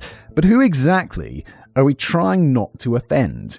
Yeah, it's like, I don't think, like, regular British Pakistani dude who's just living his life and doing his thing is going to be like, oh no, I find it really offensive that you've highlighted this gang of people who just happen to be ethnically from the same place as me as pieces. That would be like the Germans being like, oh no, we don't like you bringing up the Nazis because, you know, we're descendants of a population that were Nazis. No one's saying that. No one's like this. No one's... During the early days of the reporting, the gangs were often referred to as being of Asian origin, possibly because that's how the victims themselves usually described their abusers. However, the reporting tended to get a little bit more specific following joint complaints from a variety of organisations, including the Hindu Council UK and the network of Sikh organisations. They pointed out that using the vague terminology of Asian was besmirching entire communities in the UK who had no connection whatsoever with grooming gangs but were still clumsily getting lumped into the reporting. I mean, I'm not sure. I don't know how I feel about that line. That feels a bit weird. Also, like, oh, someone's like, oh yeah, Europeans. I'd be like, well, that's a real big group. Americans, real big group. Asians, real big group. Like, I don't know. Anyway, it's a fair point. The majority of convictions in Rotherham were specifically of British Pakistanis. Looking further across the UK, the ringleader of a gang in Huddersfield was a Sikh, whilst other perpetrators were not Asian at all. Some of them were white British people, whilst an entire gang of offenders in Huddersfield were of Somali origin, but the majority were still British Pakistani, and the protesting groups and organisations were keen for the press to be clearer on the identity of those involved. In fact, Bar Amrik Singh, chairman of the Sikh Federation, went further when he said, if the men that have been found guilty and carried out the abuse were Pakistani Muslims, this is how they should be described and not called Asian. So he clearly felt the need to drag a specific religion into this as an important factor in the profiling of the criminals. Some of those convicted have hardly helped dispel the idea that religious beliefs might be at the heart of these cases. One victim revealed their abuser quoted scriptures from the Quran as he physically attacked her, while two convicted offenders took the time to shout Allahu Akbar, meaning God is the greatest, immediately after they were sentenced. Again, I don't really care. I don't really care what your religion or culture or whatever is. It's not an excuse. It doesn't matter, does it? It doesn't matter! But if we were to consider this a Muslim problem, then surely it would be falling into exactly the same trap as the press when they were describing it as an Asian problem. Only about 39% of Muslims living in the UK are of Pakistani heritage, and so again, it seems wholly unfair to tell the other 61% that their religion is to blame for child abuse. It just doesn't matter. Who'd be like, oh yeah, no, Christianity's responsible for lynchings. It doesn't matter. It's still wrong. I don't know. But hang on though. People like Bar Amrik Singh specifically mentioned Pakistani Muslims, so it seems that the other 61% are good to go after all. It's just the Pakistani interpretation of Islam, which we're pinning all the blame on. Well, look, I'm no staunch defender of any religion, and I will be one of the first to suggest that the world would be a far more sensible and logical and less dangerous place if religion had never been invented. Danny and I, same page. The number of deaths religion has caused is just unbelievable. But in this case, It would be misleading, lazy, and downright irrelevant to try and pour all the blame over religion or religious teachings or twisted interpretations of religious texts. While we have those few isolated examples of offenders attempting to crowbar religion into the physical abuse and the court proceedings, the majority of perpetrators have never made any claim to be practicing Muslims. I think there may sometimes be an assumption that any British Pakistani must be a practicing Muslim. I mean, Pakistan is a largely Muslim country, but it's not exclusively Muslim. By no means, right? I mean, I imagine the figures are quite high, but there's gonna be minorities, like in any country. The majority certainly claim to be, here we go, about 93%, in fact, according to recent census figures. Yeah, so 7% aren't. It's not a tiny percentage. But the point is that even if all the convicted abusers claimed to be practicing Muslims, they were doing an absolutely terrible job of it. For starters, many of them drank alcohol and took drugs, which are both considered haram or forbidden in Islam. Most significantly, Islam unequivocally forbids sexual abuse of any kind and strongly promotes the protection of children. These people were not good Muslims, nor did they ever claim to be, and there's no reason to point an accusatory finger at a religion which is peacefully followed by just under 4 million people in the UK. Exactly! That would be potentially missing the point and barking up the entire wrong olive tree. Opponents of mass migration to the UK have long argued that the problem lies with the dangerous culture clash that emerged when people from a country with outdated and restrictive attitudes towards women, infused with a conservative sexual culture, first arrived in a country that was undergoing a sexual revolution at the time and was rife with pornography featuring images of white women. The idea is that people of Pakistani heritage are likely to be fiercely overprotective of their own female family members to the extent that women are not even allowed out on their own, whilst the white girls, who are out getting drunk late at night without male protection, are considered to be promiscuous, inferior trash who are asking for trouble. Andrew Norfolk from The Times put it far more delicately when he explained it to the BBC journalist Adil Ray, quote, "In the cases I've been looking at, there's a fair sense of contempt for the white girl who is there and available and is worthless in the minds of the men who are doing this to her. Where one gets into sensitive territory here is these lads who have grown up in this country, but the values at home belong to a different country where their sister, their cousin, is an object to be protected at all costs and a chastity is to be protected at all costs. But they are growing up in a Western society where sex is on a plate every time they open a newspaper and white lads are going out and having sex with anything that moves."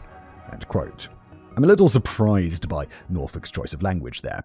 Yeah, Danny and me both. Whilst I don't think he's trying to suggest that all British Pakistanis share those values, he does make it sound like almost all young white men and women barely have time to do anything else with their lives as they're constantly wandering the streets on a quest to get laid. But I kind of get the point he was trying to make, and the reference to sex on a plate every time they open a newspaper might sound baffling to non-Brits, but he's probably talking about how opening a typical tabloid back in those days would uncover a huge photograph of a topless model on page 3. Indeed.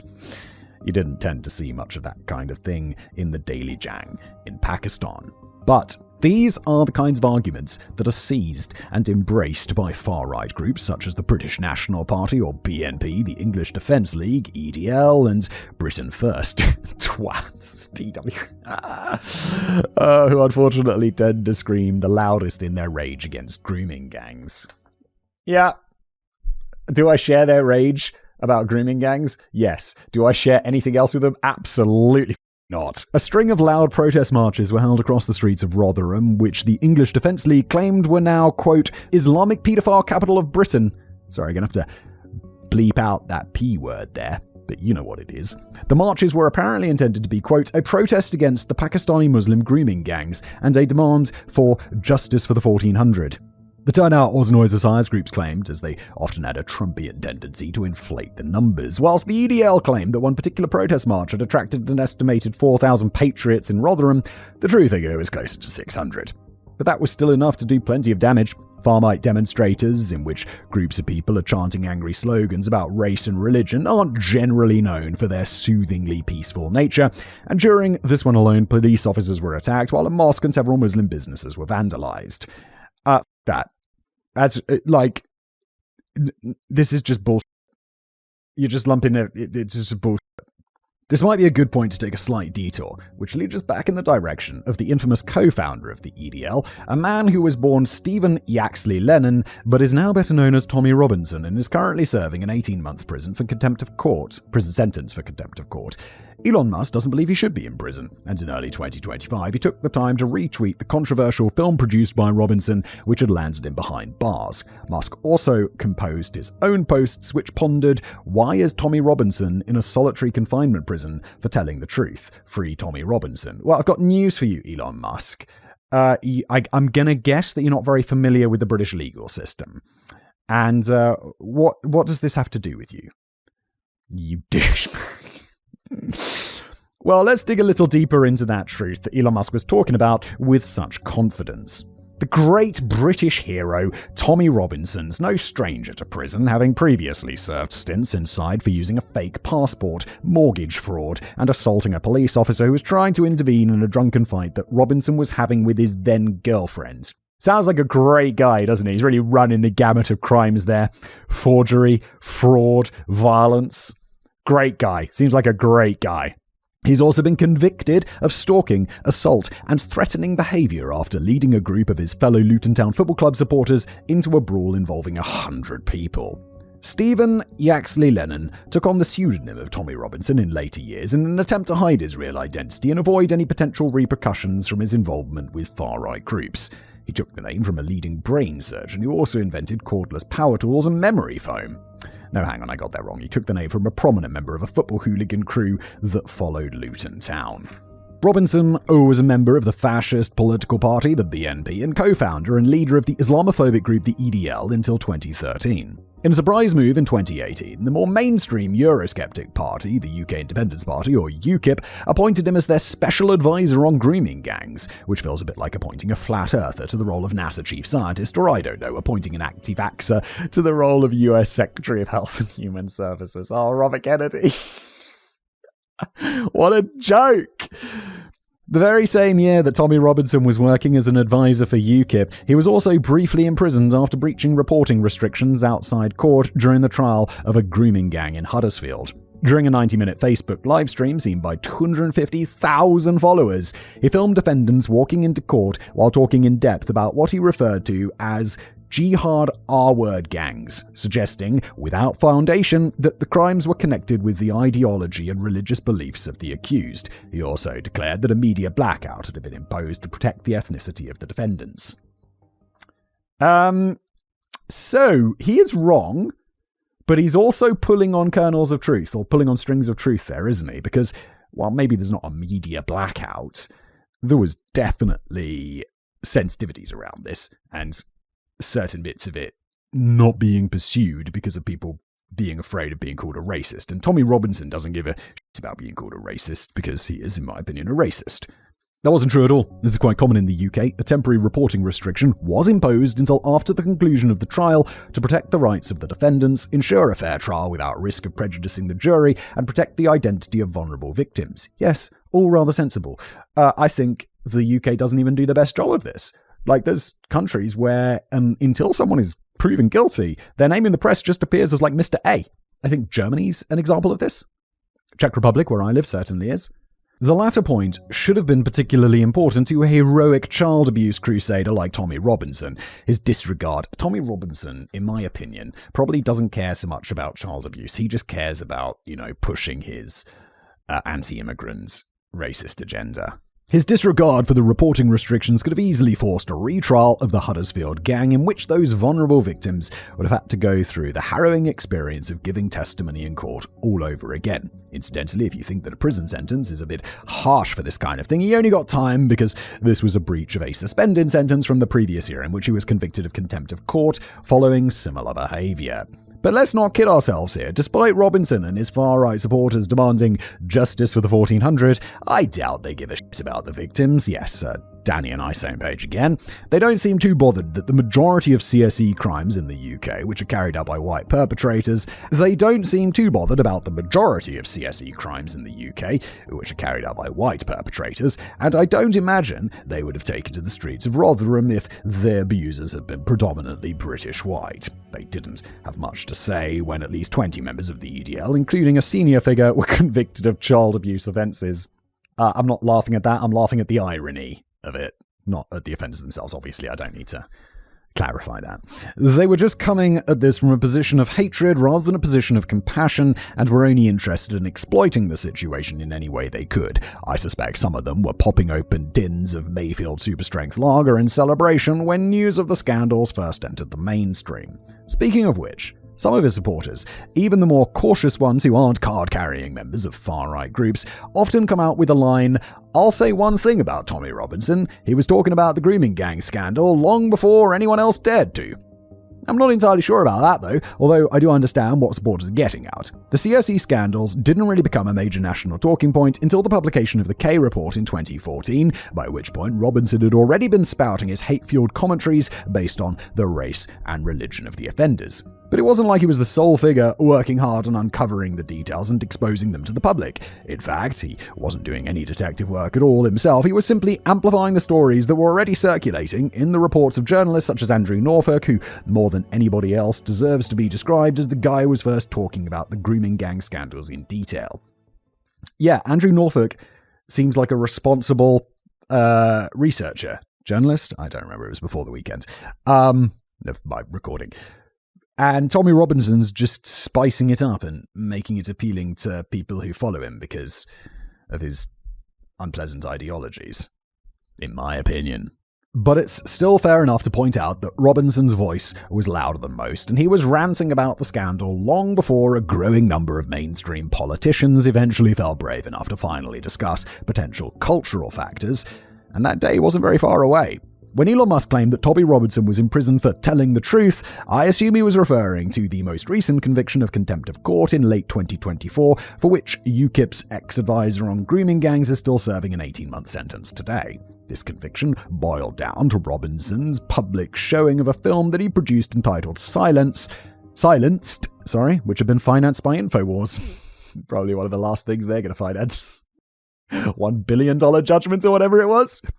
Alex Jones, the founder of the conspiracy theory and fake news website, had earlier shown support for Robinson during his previous convictions for contempt of court, claiming that this was, quote, the beginning of the end for free speech in Europe, which again displays a misunderstanding of why reporting restrictions are often imposed on UK trials until after the conclusion. And look, I'm not going to defend freedom of press in the UK. I think it's pretty bad for a country that, is the UK.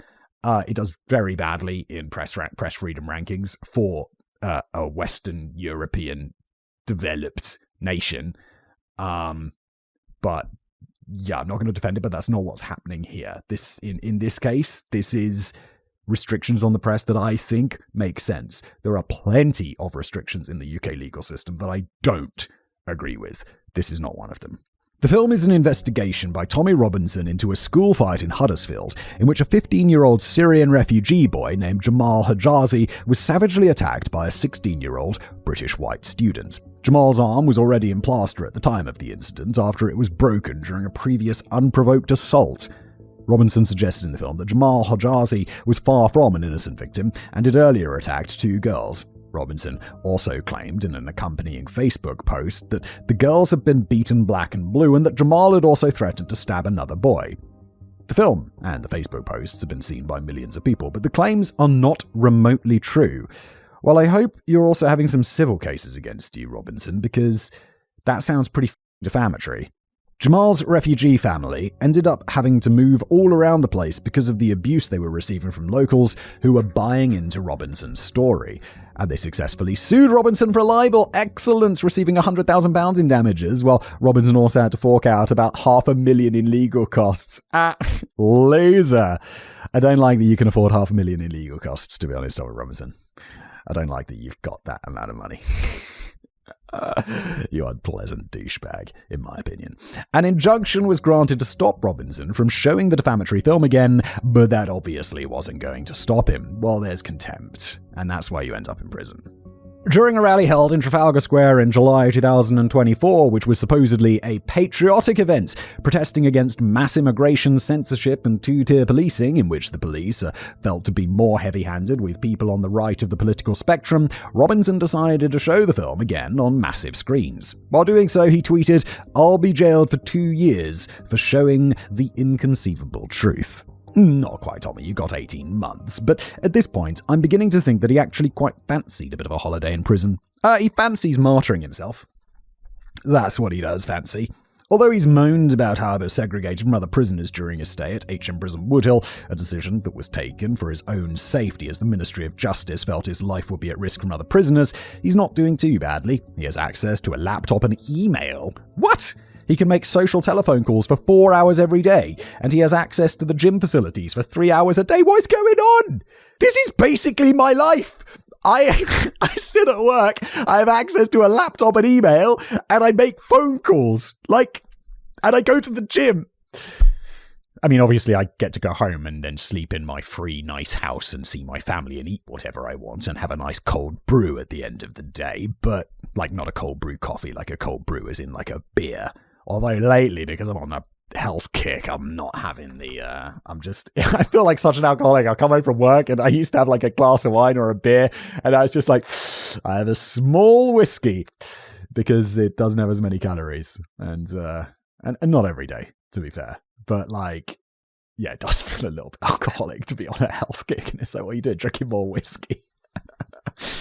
During his incarceration, he sent hundreds of emails, made well over 1,000 phone calls, and nearly had 100 visits approved, which is more than any other prisoner. I'm not quite sure what's going on there, but it does sound a bit like Tommy is spending quality time in his own private office with all-inclusive dining and a free gym membership. But the point is that when Elon Musk calls for the release of Tommy Robinson, who was in prison for telling the truth, he's actually calling for the release of Tommy Robinson, who was in prison for willfully breaching an injunction and repeating defamatory claims. Not quite the same thing, is it? You'd think that Elon Musk might bother to undertake a quick fact check before posting this kind of stuff to his 220 million followers. Oh, why would he? It's Elon Musk, he doesn't care. It makes you wonder if he knew exactly what he was talking about when he was posting tweets on the CSE scandals in the UK in late 2024 and early 2025, reserving most of his venom for Prime Minister Keir Starmer and Safeguarding Minister Jess Phillips. Following a recent decision by Jess Phillips not to support a proposed national inquiry into the specific CSE cases in Oldham and Greater Manchester, Elon Musk let loose with a barrage of angry tweets. Here's a taster of the most provocative. In the UK, serious crimes such as R-word require the Crown Prosecution Service's approval for the police to charge suspects. Who was the head of CPS when R-word gangs were allowed to exploit young girls without facing justice? Keir Starmer, 2008 to 2013. Who is the boss of Jess Phillips right now? Keir Starmer. The real reason she's refusing to investigate the R-word gangs is that it would obviously lead to the blaming of Keir Starmer, the head of the CPS at the time. End quote. That's the first tweet, and Elon Musk is obviously paying for Twitter Plus or X Plus or whatever it's called because he makes the long tweets. I hate the fact that I'm still on Twitter. The problem is its homepage is really entertaining. I'll go on there in the morning. I go on my Twitter once a day just to check my notifications, see what's up, and because it's quite a direct way for me to get a feel on what's going on in my YouTube world. But it always loads on the homepage because that's just how I have it set up, and there'll always be some video at the top, which I'm like, yeah, I'm gonna watch that, and it's always amusing. Another tweet. Starmer was complicit in the R-word of Britain, and he was head of the Crown Prosecution for 6 years. Starmer must go and face charges for his complicity in the worst mass crime in the history of Britain. And another one. Jess Phillips is an R-word genocide apologist. Shameful conduct. Throw her out. The snivelling cowards who allowed the mass R-word of little girls in Britain are still in power, for now. So many people at all levels of power in the UK need to be in prison for this. That's the end of the tweets. So Keir Starmer was quick to defend his record, pointing out that during his time as head of the Crown Prosecution Service between 2008 and 2013, a CSE case which had previously been dropped by the CPS was reopened, resulting in 9 convictions. Towards the very end of his time as the head of the service, he also revised guidance on CSE cases to make future prosecutions easier and introduced a CSE abuse review panel to look again at all previous cases which had been dropped or terminated by the CPS. While Starmer never referred to Musk by name, he condemned those who were spreading lies and misinformation as far and wide as possible. They're not interested in victims, they're interested in themselves. I think whether Starmer or his PR department came up with that, it's a very, very good way of handling it. He also defended Safeguarding Minister Jess Phillips, who had received a spike in death threats following Musk's tweets, by praising the work she'd achieved in protecting victims of sexual abuse throughout her career. Jess Phillips herself suggested that Elon Musk might make better use of his time by just cracking on with trying to get to Mars. Yeah, and maybe not coming back. The world has turned on Elon Musk, hasn't it, in a way? Like, I used to really like Elon Musk. I thought Elon Musk is like, he's innovating, he's doing all this stuff, he's busy, he works hard, he's ambitious, he's an immigrant himself. I'm like, gangster, dude. Now he's the richest guy in the world. But I feel like he's made a bit of a twat of himself the last few years. Distortion of the facts is a common problem here, though, particularly when people get themselves so wound up about hammering home a point that they become a little careless with distinguishing the truth from bullshit. During my research, I came across so many websites and blogs which told variations of the same story, whilst missing out a pretty vital detail. In 2017, the Labour MP for Bradford West, Naz Shah, posted the following tweet. Those abused girls in Rotherham and elsewhere just need to shut their mouths for the good of diversity. Bro. I am literally speechless. That feels like it must be a joke. Surely that must be a joke. Surely. Around a year later, Naz Shah was appointed by Sir Keir Starmer as Shadow Minister of State for Women and Equalities. Are you f***ing me? Surely that's a joke. Surely it can't not be a joke. That's largely true, but the missing detail is that Shah had actually retweeted the post from a parody account of the comically left-wing journalist Owen Jones. Well, there you go, 'cause it's a joke! It was meant to be a joke. Some might call it satire about the kind of absurd point that might be made by a passionate left-winger whilst completely missing another. Yes, okay, good. Jesus Christ, I thought for a second it wasn't a joke, but it is a joke. Of course it's a joke. It couldn't be anything else other than that. I'm sure that Naz Shah got the joke, but it was probably still a mistake to retweet it, as there's not much room on social media to put your tongue in your cheek when you're a member of parliament. And she does have a history of making ill-advised judgments when it comes to retweeting comical posts. Yeah, I don't think she should have done it. I think it was a mistake. But obviously it's a joke! But she also has a history of vociferously campaigning for victims of grooming gangs, as she was able to prove when she successfully sued a pro-Brexit group for libel when they accused her on Facebook of being a grooming gang's apologist. Love that. Yes, get that libel. While the extremists were the loudest voices in the fiery debate for quite some time, members of Parliament did seem more willing to address the cultural element in later years. We already know that the Labour MP, Anne Cryer, was heavily criticised in 2003 when she suggested that Asian men were grooming white girls in her constituency. Much later, in 2011, the Labour MP Jack Straw, former Home Secretary and Foreign Secretary, suggested during an interview on BBC's Newsnight that some people of Pakistani heritage viewed white girls as, quote, easy meat. He went on to say, quoting again, we need to get the Pakistani community to think much more clearly about why this is going on and to be more open about the problems that are leading to a number of Pakistani heritage men thinking it's okay to target white girls in this way. End quote. He later apologised for the offence he caused and regretted his choice of language. It's perhaps worth noting that Jack Straw had previously whipped up controversies when he suggested that Muslim women shouldn't wear veils as it could inhibit inter-community relations, although he was never suggesting a ban. Yeah, it sounds a bit foot in mouth for someone who was Home and Foreign Secretary. I remember Jack Straw. It's been a while since I heard the name, though. But this need to apologise for causing offence appeared to evaporate in later years. One of the next MPs to come under fire was Sarah Champion, who has served as Labour MP for Rotherham since 2012. She wrote a pretty provocative piece for The Sun, which included the words, "Britain has a problem with British Pakistani men R-wording and exploiting white girls. There, I said it. For too long we have ignored the race of these abusers. These people are predators, and the common denominator is their ethnic heritage." It was a surprising move for Champion, as she was felt to have won the trust of the Pakistani community in Rotherham, but I suspect she lost a few votes after this, although it doesn't appear to have cost her too many votes in the long term. I don't know, I can't speak to it because I'm not Pakistani. But I'm not going to, though. I'm not going to dig myself a hole. She did, however, resign from her post in the Shadow Cabinet as Shadow Secretary of State for Women and Equalities following criticism of her article. To make up for that, though, she was co-winner of the coveted Islamophobe of the Year award set up by the Islamic Human Rights Commission. Some of her own fellow Labour MPs were not happy with her choice of words, with none other than Naz Shah deeming them to be incendiary and irresponsible. But probably don't retweet those, Naz. But there were several who spoke up in support of Champion. For example, British journalist and author Yasmin Alabai-Brown, who describes herself as a lefty, liberal, anti-racist, feminist, Shia Muslim, part Pakistani, and very responsible person, wrote in the Daily Mail, "If you call Rotherham MP Sarah Champion a racist after she spoke out against British Pakistani grooming gangs, then you are complicit in the attack on young girls." Following the lifting of the reporting restrictions on the Huddersfield trial in 2018, the serving Home Secretary, Saeed Javed, himself of Pakistani heritage, sent out a surprisingly blunt tweet which declared, "These sick Asian P-words are finally facing justice. I want to commend the bravery of the victims. For too long they were ignored. Not on my watch. There will be no no-go areas."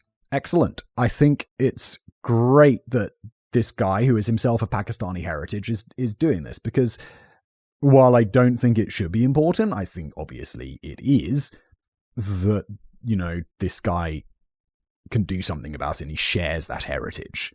Whilst his comments on the ethnicity of the offenders were widely condemned by senior politicians, he refused to back down 1 inch, declaring, "When I made that comment, I was stating the facts, and the sad truth is that if you look at recent high-profile convictions of gang-based child sexual exploitation, there is a majority of people that come from Pakistani heritage backgrounds. That's plain for everyone to see." Stating the facts. That's what he says. More recently in 2023, the then Home Secretary, Suella Braverman, declared, "It's not racist to tell the truth. There is a predominance of certain ethnic groups, and I say British Pakistani males, who hold cultural values totally at odds with British values, who see women in a demeaned and illegitimate way, and pursue an outdated and frankly heinous approach in terms of the way they behave. It's important not to demonize a whole community, and the vast majority of British Pakistanis are law-abiding and straightforward people. But it is also clear to say that in these towns there have been cultural trends in the practices that we've seen, and authorities and professionals have turned a blind eye out of fear of being called racist." As these types of discussions were gradually evolving and notably becoming more mainstream without attracting the same levels of outrage that Anne Cryer had experienced way back in 2003, opposing arguments were still bubbling away at the other end of the scale. A policy exchange think tank report published in 2015 warned that the term Islamophobia was being bandied about by some groups to actively discourage or suppress any sensible and detailed discussion of the cases. Mubin Hussain, a Yorkshire activist and founder of the British Muslim youth group, directed all of his rage towards the police, who he accused of lying to cover up their own mistakes. He even proposed a Muslim boycott of engagement with South Yorkshire police in protest at the demonisation of Muslims in Rotherham, although this was eventually called off. Hussain felt that the police had told a pernicious lie by eventually admitting that they were reluctant to take action in these cases out of fear of being called racists. He felt the police had just piggybacked on growing hostile feelings towards the Muslim community and were now deflecting all of the blame on Muslims to hide their own sheer incompetence. He also suggested that the police were failing to protect Muslim communities from frequent far-right demonstrations, although there were times when it seems that such communities already had their own protections sorted. During another far-right protest in Rotherham in 2015, this time organised by Britain First, a counter-protest was set up comprising members of the Asian communities and anti-fascists. It's hardly surprising that a fight between the two rival groups eventually erupted outside a pub.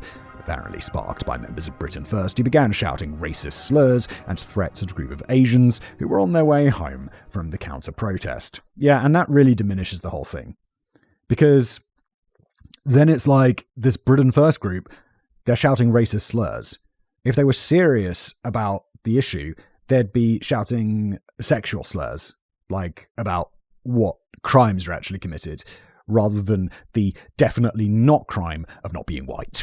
This wasn't a very wise move on the part of Britain First members, as they turned out to be vastly outnumbered and ended up getting completely battered. Oh no!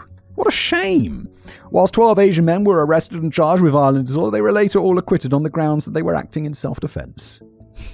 But whilst people like Mubin Hussein, who notably drags religion back into the argument rather than race, argue that Muslims were being used as scapegoats by the police to deflect blame or accountability, others have responded that he is equally guilty of using the police as scapegoats to deflect any blame or accountability from the perpetrators of the crimes. Nazir Afzal, a solicitor and prosecutor who worked under Sakir Starmer at the CPS in the role of Chief Crown Prosecutor for the North West of England, and was responsible for overturning an earlier decision by CPS to abandon a prosecution in the Rochdale child sex abuse ring.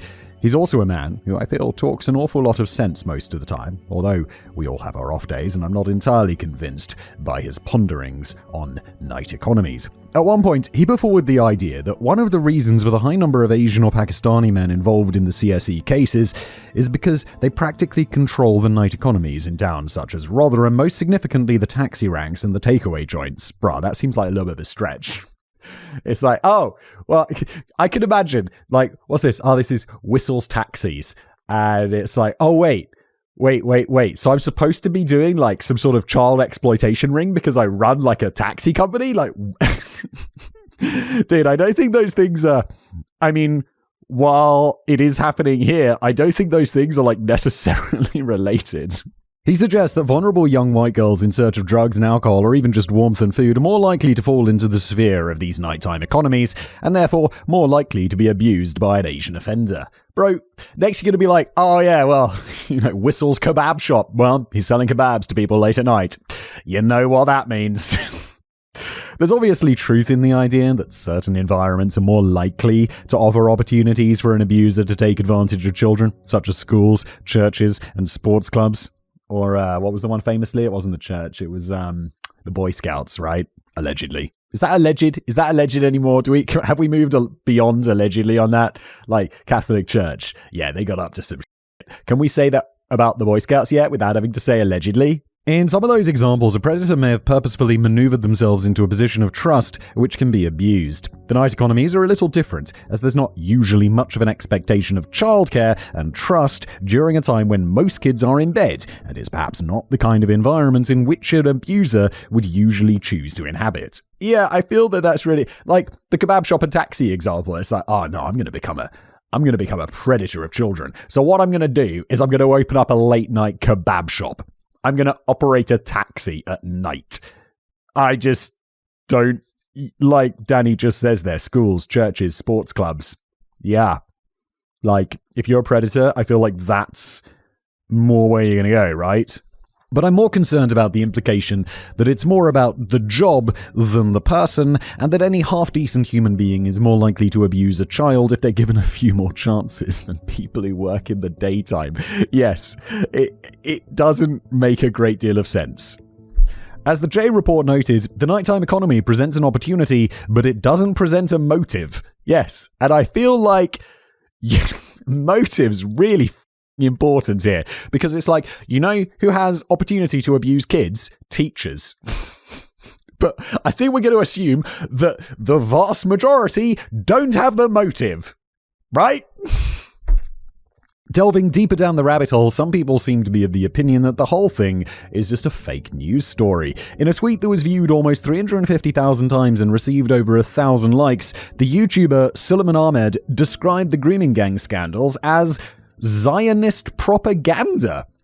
All right, then. Well, it would... Oh, this is an episode of Casual Criminalist. Normally, when we're talking about Jewish conspiracies, it's on the sister channel to this YouTube channel and podcast, Decoding the Unknown. I mean, if you want to hear more about Zionist conspiracies, that's the channel for you. But here we go, on Casual Criminalist, which had an objective of redirecting public thought about Israel crimes to hatred against Muslims. All right, mate. Come on now. I'm sure the hundreds of abused victims will be relieved to hear that their traumatic experiences weren't real after all. Yes. What nonsense. You seem like a right twat, to be honest. Oh, YouTuber. Oh, no, can't. I don't think you should be able to post that kind of nonsense, to be honest. It is like, is that one of those ones that on Twitter is going to be like, or even on YouTube now, sorry, X or X and X on YouTube, it says like important context underneath where it's like, COVID actually real. World Health Organization generally looking out for people's health. Like, do they make mistakes? Yeah, loads of mistakes, but generally not like conspiracy theory shit. Now that's one extreme example, but on a more troubling note, more troubling than that, okay, there were plenty of people, that's actually just nonsense, so I don't suppose it's that troubling, because most people would just be like, oh, stop being silly. There were plenty of people on the left wing who dismissed the scandals as far-right conspiracy for many years, and you can't help but feel concerned when the likes of Tommy Robinson and his supporters are the ones who end up feeling vindicated to a degree when the evidence began to emerge. Look, do I like Tommy Robinson? No. Do I think Tommy Robinson is right? A majority of the time? Absolutely not. Do I think that people who have opinions that I don't have or believe in things that I don't believe in, can they be right sometimes? Sure.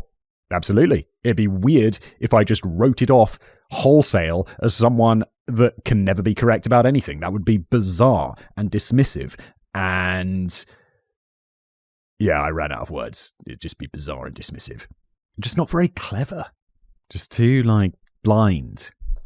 One particularly weak argument often put forward by the left is that the overwhelming majority of CSE offenders in the UK are white, perhaps as many as 70% depending on what data you believe, so maybe we shouldn't be making too much fuss about the ones from ethnic minorities as if they're the ones we can get angry about. But this is possibly another case of entirely missing the point. If we go back to the 2011 census, before most of the prosecutions for grooming gangs had started to swing into action, around 87% of the UK population identified as British white, whilst around 7% identified as Asian or British Asian, and less than 2% were specifically of Pakistani heritage. Wait, so really I didn't think it would be so simple. I was going to say, yeah, but it's Britain. Most people be British and white. And I thought, surely this is not the point, but it is.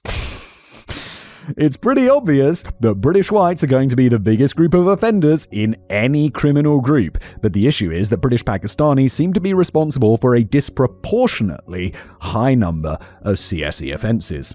Again, the data is variable, but even if British Pakistanis were only responsible for 15% or even just 10% of all CSE cases, that's still clearly a massive overrepresentation. Yes, 2% Pakistani heritage, 10 to 15% seem to be of CSE cases, which is, again, statistics and what seems to be a fact. We can't ignore facts, no matter how unpleasant they might be. Nazir Afzal has noted that in more recent years, the media seemed to pay much more attention to gangs of abusers who happen to be Asian, citing examples from his time serving at the CPS. A 2012 trial involving a group of Asian men in Rochdale received considerable attention in the media, whereas a trial held just a few weeks later involving a group of 10 white child abusers from North Yorkshire received nowhere near the same level of coverage. Well, that is rather interesting and odd. He notes that the amount of media attention devoted to child sex abuse cases is inconsistent. He also points out that when a white man is convicted of child abuse offences, it's usually considered to be an individual deviance, whereas when a Muslim man is convicted of child abuse offences, there is often an assumption that it must be something to do with his race or religion, and his entire community ends up getting slammed as a result. Well, I think we can all agree that that seems wrong. The differing press coverage does seem unfair. But the latter point is arguable, because of a disproportionately high number of abusers coming from an ethnic minority, which make up a tiny percentage of the UK population. People are going to start looking for common threads within that tiny group, and those threads are likely to include race and religion. The argument's likely to rage on for many years to come, but before we jump to any firm conclusions, I think it's time we tried our best to grapple with the real statistics and consider some of the points that often get overlooked or misunderstood. Missing in action.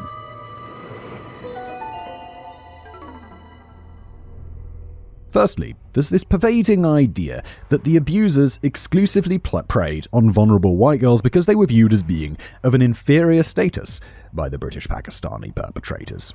This may have been true in some cases, as one victim of the Oxford grooming gang revealed that she had been recruited to hire other young girls, but she was working on the strict instruction that only white girls were required. However, the J report stated that there were indeed young Asian victims, and there were even a few cases in which young Asian girls were the primary target.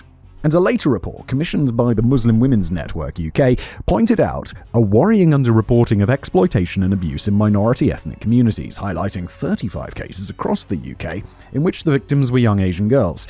The report suggested that one of the main reasons why these cases are underreported is because many Asian victims are too frightened to even consider going to the police because of the perceived shame and dishonor it would bring to the family. I think that's probably quite right. I mean, we saw, I don't know, but we saw earlier how, of course, it was really difficult for even the young white victims to come forward to the police.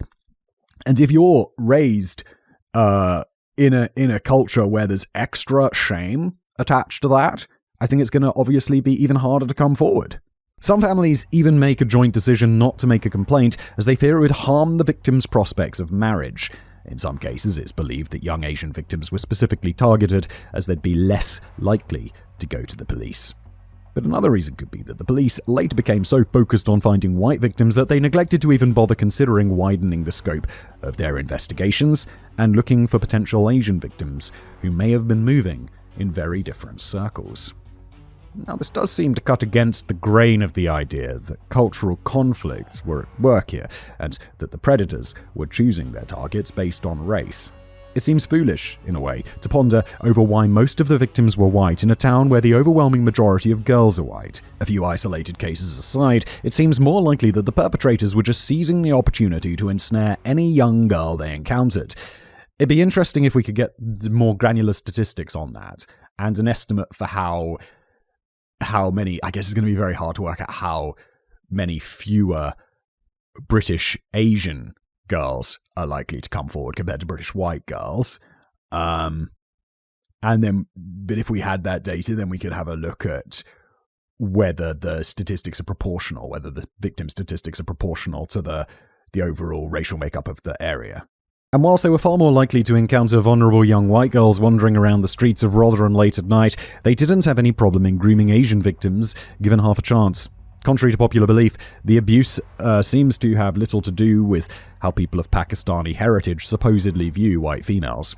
On a similar theme, whilst it's true that many first-generation British Pakistanis may have held attitudes towards women which were at odds with the majority of the UK population, the second generation and beyond are increasingly adopting more Western perspectives, and many community members are now actively campaigning for gender equality. So it could be argued that the culture clash debate is already an outdated concept to some degree.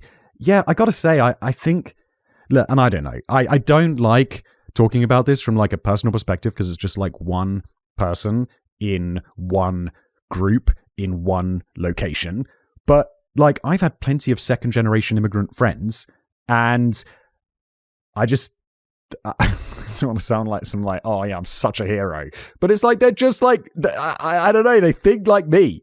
There's no difference. I really, it sounds cringe to say this, but it's like, I really didn't think about it that much. It's like, I don't know. I'm just going to move on. It's pointless to say anyway. And the trying to pin the blame on the attitudes of a different country is not particularly helpful. The overwhelming majority of football hooligans in the UK are white working-class males, but you don't tend to see many articles in the press which dare suggest that there's a fundamental problem with the white British working class as a whole. Some would conclude that the abuse has nothing to do with the values, beliefs, and attitudes of large numbers of people of Pakistani heritage. It's more to do with how certain groups of people, often related in some way, acted on sickening urges to systematically abuse young children. But how many perpetrators are we actually talking about here? Well, that's a killer question that might be trickier than you think to answer definitively. A 2012 report published by the Child Exploitation and Online Protection Command, part of the UK's National Crime Agency, suggested that 85% of people convicted of sexual activity with a minor were white. Yet the following year, the agency produced another report which suggested that 75% of people convicted or suspected of offences relating specifically to grooming gangs were of Asian origin. The data was pulled from 31 police forces, and critics have argued that the sample size was too small to draw any valuable conclusions. The reports themselves admitted that the data was incomplete and that it was often difficult to distinguish grooming gang activity involving the specific targeting of vulnerable children by organized groups from all other forms of child sexual abuse, as there was no clear definition of grooming gang activity adopted by all the different police forces. Yeah, okay, it definitely seems like you need to come up with some definitions before you start putting this data together so that it is actually useful. Even so, the report still concluded from the incomplete data that a disproportionate offenders were reported as Asian. A later study published in 2017 by the British counter-extremism think tank Quilliam tried to get a better handle on the profiling of different types of child sexual abuse. Quilliam reckons that white sex offenders usually acted alone and made up the vast majority of offenders in the UK. But when we're talking specifically about group-based CSE offences since 2005, the think tank claimed that 84% of abusers were of Asian origin and predominantly British Pakistani. Wow, that's quite a statistic. The study also suggested that the appalling behaviour had somewhere become normalised within networks of British Pakistanis who were either related or worked together. However, the Quilliam study has been torn to pieces by several academic researchers for its lack of reliable data, including a comment by Ella Cockburn, a lecturer in security and crime science, who observed, quote, "This is a case study in bad science, riddled with errors, inconsistencies, a glaring lack of transparency, sweeping claims, and gross generalizations." End quote. The main problem with the study is that Quilliam claims to have used extensive mining methods to collect the data, and then doesn't really explain what those methods are and where the data comes from. Well, is that methodology? I remember being taught this at university, there's like the method and the methodology and stuff. Isn't this about like, I might be wrong here, but it's really important when you're doing a study to mention how you're getting your data, because it's the whole foundation of the thing that you're talking about. And it's been noted that the figures related to CSE cases involving white males are significantly lower than they should be, as just a quick glance through newspaper reports since 2005 throws up much higher numbers of cases involving white males than the compilers of the study reached. Maybe we'll have a bit more luck with the official Home Office report put together in 2020, which went under the title of Group-Based Child Sexual Exploitation Characteristics of Offending. Or maybe not, actually. The government originally chose not to release the report on grounds that it was not in the public interest to do so. However, they were swiftly pressured into changing their minds following an online petition that attracted over 100,000 signatures. Whoa. The Home Office report revealed that there were flaws and inconsistencies in the existing data, which made it frustratingly difficult to reach a meaningful conclusion. But it noted that whilst there appeared to be an overrepresentation of British Pakistani men in group CSE cases, the majority of group offenders were white. This didn't go down well with critics who branded the Home Office report a complete whitewash, and it didn't even go down well with the serving Home Secretary Priti Patel, who wrote a foreword to the report in which she admitted that she was disappointed with the findings. Well, why? I don't really care if you're disappointed with the findings or not. I care about the data. What's the data say? Patel was disappointed because, quote, "community and cultural factors are clearly relevant to understanding and tackling offending." Okay, but was that what it was about? Because it seems more just it's about statistics. Group-based child sexual exploitation, characteristics of offending. Okay, characteristics, not statistics, but I don't know. Aren't they just basing it on data? One of her Home Secretary successors clearly didn't think much of the report either. In 2023, Suella Braverman announced alongside Prime Minister Rishi Sunak the formation of a new child sexual exploitation police task force, which would take an evidence-based approach and not shy away from factors that were ignored in the past because of cultural sensitivity and political correctness. But the point that Priti Patel and the Home Office report made about the lack of reliable data is a crucial one. And this is a big problem. South Yorkshire police were failing to record the ethnicity of suspects and offenders in the majority of CSE cases raised in Rotherham, Sheffield and Doncaster, and when they did, they were sloppy and inconsistent. There were similar problems on a smaller scale all around the UK, but the failings were particularly prominent in Rotherham, where an investigation by The Times revealed that even as late as 2019, the police failed to record the ethnicity of 67% of suspects. This feels odd.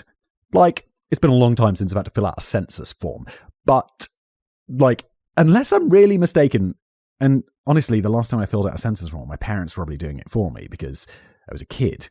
Yeah, I don't know if I've ever filled out a census form as an adult. Maybe I have. But either way, I think there's a form at the top and it says, ethnicity and backgrounds. And obviously you could choose not to identify as anything. You can do whatever you want.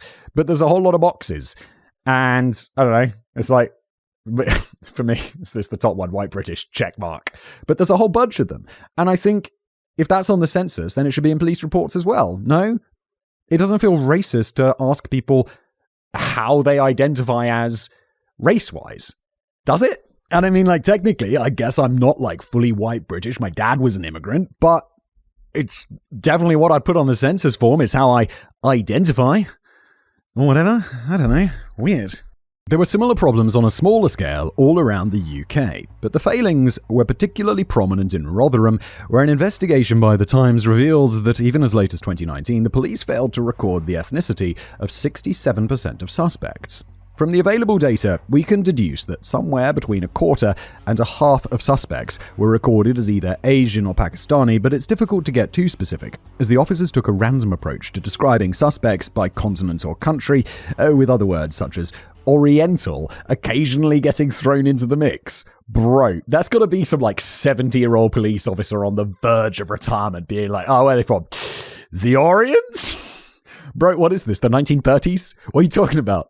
Just to make things even more confusing, there were instances of perpetrators getting described as Asian who actually turned out to be white British. The patchy data on suspects is certainly troubling, particularly when you factor in the suggestion that some police officers may have been more inclined to record the ethnicity of minorities. This wouldn't necessarily be anything to do with racial prejudice, but maybe more of a natural inclination to record something very slightly out of the ordinary. The problem is muddled even further by the fact that councils in the UK don't keep specific records relating to how many children in their care are victims of sexual abuse. There's no distinct child sexual abuse department in the council filing cabinets, so the only way of ascertaining that information would be to go through the individual files of every single child who has ever been placed under council care, which would be a mammoth undertaking that nobody has bothered to do yet. There are obviously likely to be far too many cases in which the abuse of a child was never even reported, but we can't even get a firm grip on the ones that were reported. The figure of 1,400 victims first put forward by the J report was guesswork at best, as it includes an estimate of unreported cases, but Professor Alexis J admits that that was a conservative estimate. Former Risky Business coordinator Jane Senior believes that the figure is closer to 1,700, while others have suggested the true figure is likely to be well over 2,000.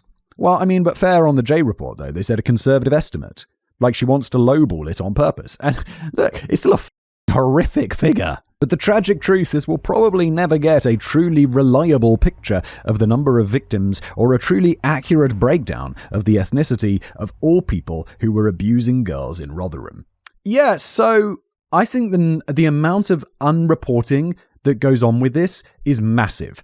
I have known one person who has admitted to me or like talked to me about how they were abused as a kid in really, I mean, you don't like it was just fully disturbing. I was like, holy shit. By who? And I don't want to go into more details, but they never reported it. Their family knew about it. They never reported it. I think a vast majority of this stuff goes unreported.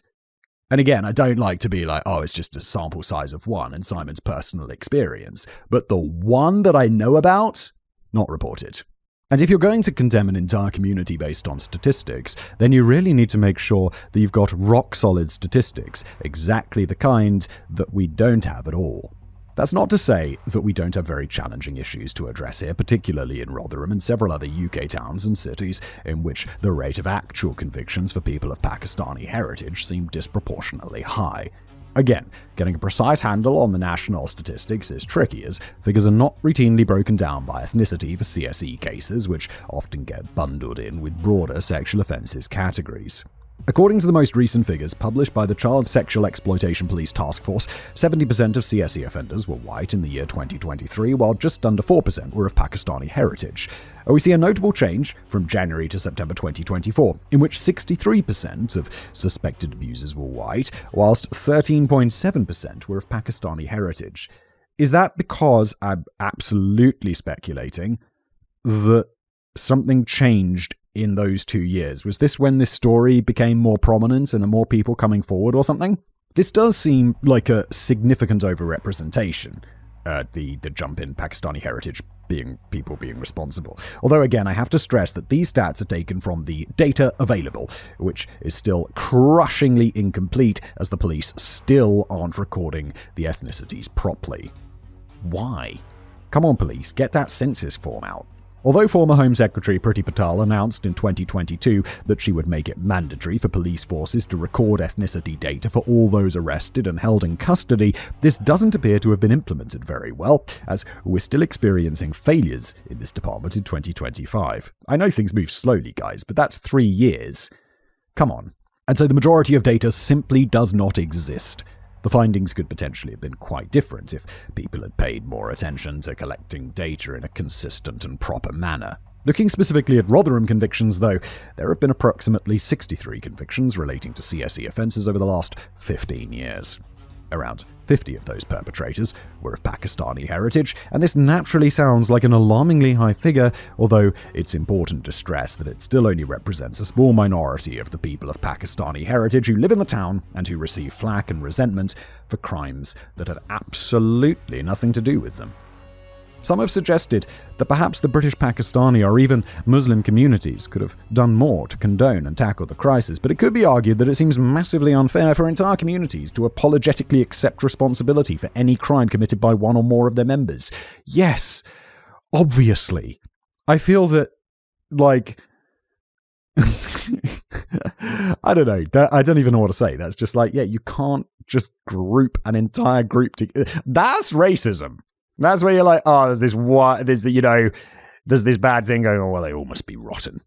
That just feels dirty to say. The Muslim Council of Britain strongly condemned the atrocities anyway, releasing a press statement which couldn't make their position any clearer.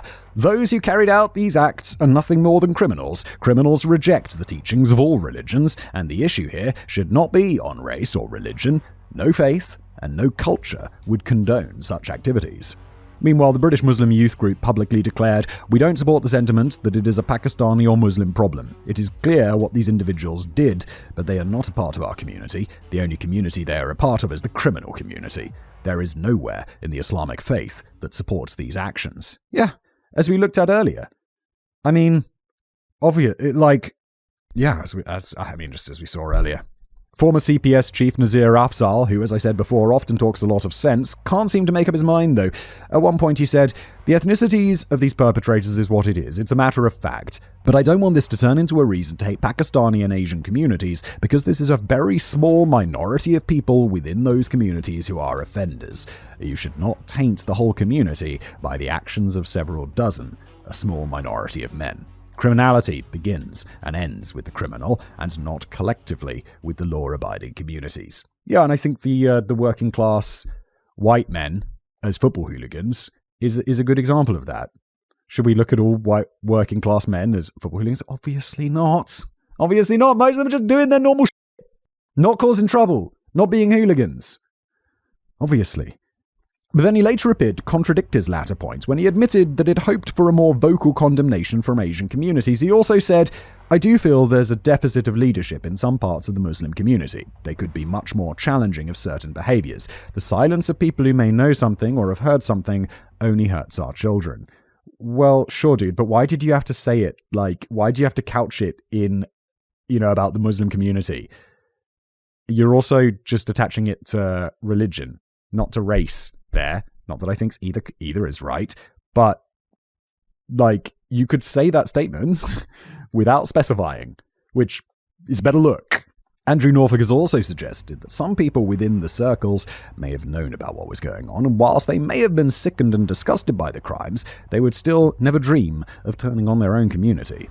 There was a feeling that some community members and religious leaders were indeed attempting to tackle the matter internally, but were not communicating effectively with the police, and in some cases were actively trying to push the police out of the picture. Such a move wouldn't have been unique to Rotherham. During a community relations meeting over in Bradford in 2001, a social worker claimed to The Guardian that the Pakistani community leaders asked the police to pass over any complaints of domestic violence towards Pakistani women directly to them so they could sort it themselves. I'm sorry, guys, but that's not how it works. There's a legal system, and you don't get to sort crimes out internally. They get to be sorted out by the police. That's just how it works. And there's absolutely no space for that suggestion, in my opinion. The social worker raised a strong objection to this, and the matter was dropped, but she feared that the police might actually have agreed to this had she not been present at the meeting. I want to say surely not, but I don't know. So far in this script, I feel like, yeah, maybe that would be possible. That's pretty wild. Big failing of the police there. If the community leaders of Rotherham were indeed attempting to handle this matter behind closed doors, and I'm not saying that they were, then they didn't seem to be doing a particularly good job of it. But then again, nobody else was either. Professor Alexis J. observed another point of concern within the political chain, as she had been informed by a police officer that highly influential councillors of Pakistani heritage acted as barriers to communication rather than facilitators. It was also claimed that such councillors were often left alone to deal with any matters regarding the community without any input from the rest of the council, but then did very little of value other than apply pressure on the police to downplay the scale of the seriousness of the situation. There is no space for this. This is completely unacceptable, and the police's failings also completely unacceptable, but these are matters that domestic violence, child abuse, these are matters that should be handled by the police. A competent police who aren't turning a blind eye, who aren't doing a shitty job. One councillor in particular allegedly acted in a very dubious manner. Jahangir Akhtar used to work as a taxi driver in Rotherham before becoming deputy leader of the council. According to Andrew Norfolk, it was during his cab driving days that he allegedly brokered a deal involving his cousin, who was none other than Arshid Madash Hussain. Akhtar allegedly arranged for Hussain to hand over a missing girl to PC Hassan Ali at a petrol station, and in return, Madash was promised immunity from prosecution despite Akhtar's knowledge of how he usually spent his nights. It's worth emphasizing that Jahangir Akhtar emphatically denied these allegations, although he did briefly resign as a, quote, matter of courtesy. The police later found no case to answer. Okay, that was all very alleged then, isn't it? PC Hassan Ali was also alleged to have asked two young victims out on dates, and no action was taken when one of the victims reported this in 2013. Oh my lord. That is asked on dates. That is gross. And also, can you imagine being those victims and no action being taken? It's like, oh, why not? It's like, oh, he's a copper. It's just corruption. It's disgusting corruption. He died after being struck by a car in 2015. No comment. As for Councillor Jahangir Akhtar, he was reported to be a powerful and intimidating figure within the council, and he dismissed those first 5 CSE convictions in 2010 as a one-off, isolated case. Please. Professor Alexis J. concluded that this was, at best, naive and at worst ignoring a politically inconvenient truth. Jahangir Akhtar lost his council seat in 2014 and went back to driving taxis for a living, but he soon found himself in a spot of bother. According to the local Star newspaper, he got his taxi license suspended after failing a fit and proper person test. I don't know what that is. I found it fascinating that Jahangir Akhtar was not considered fit and proper enough to be a taxi driver, but there was no problem with him being the deputy council leader of the town.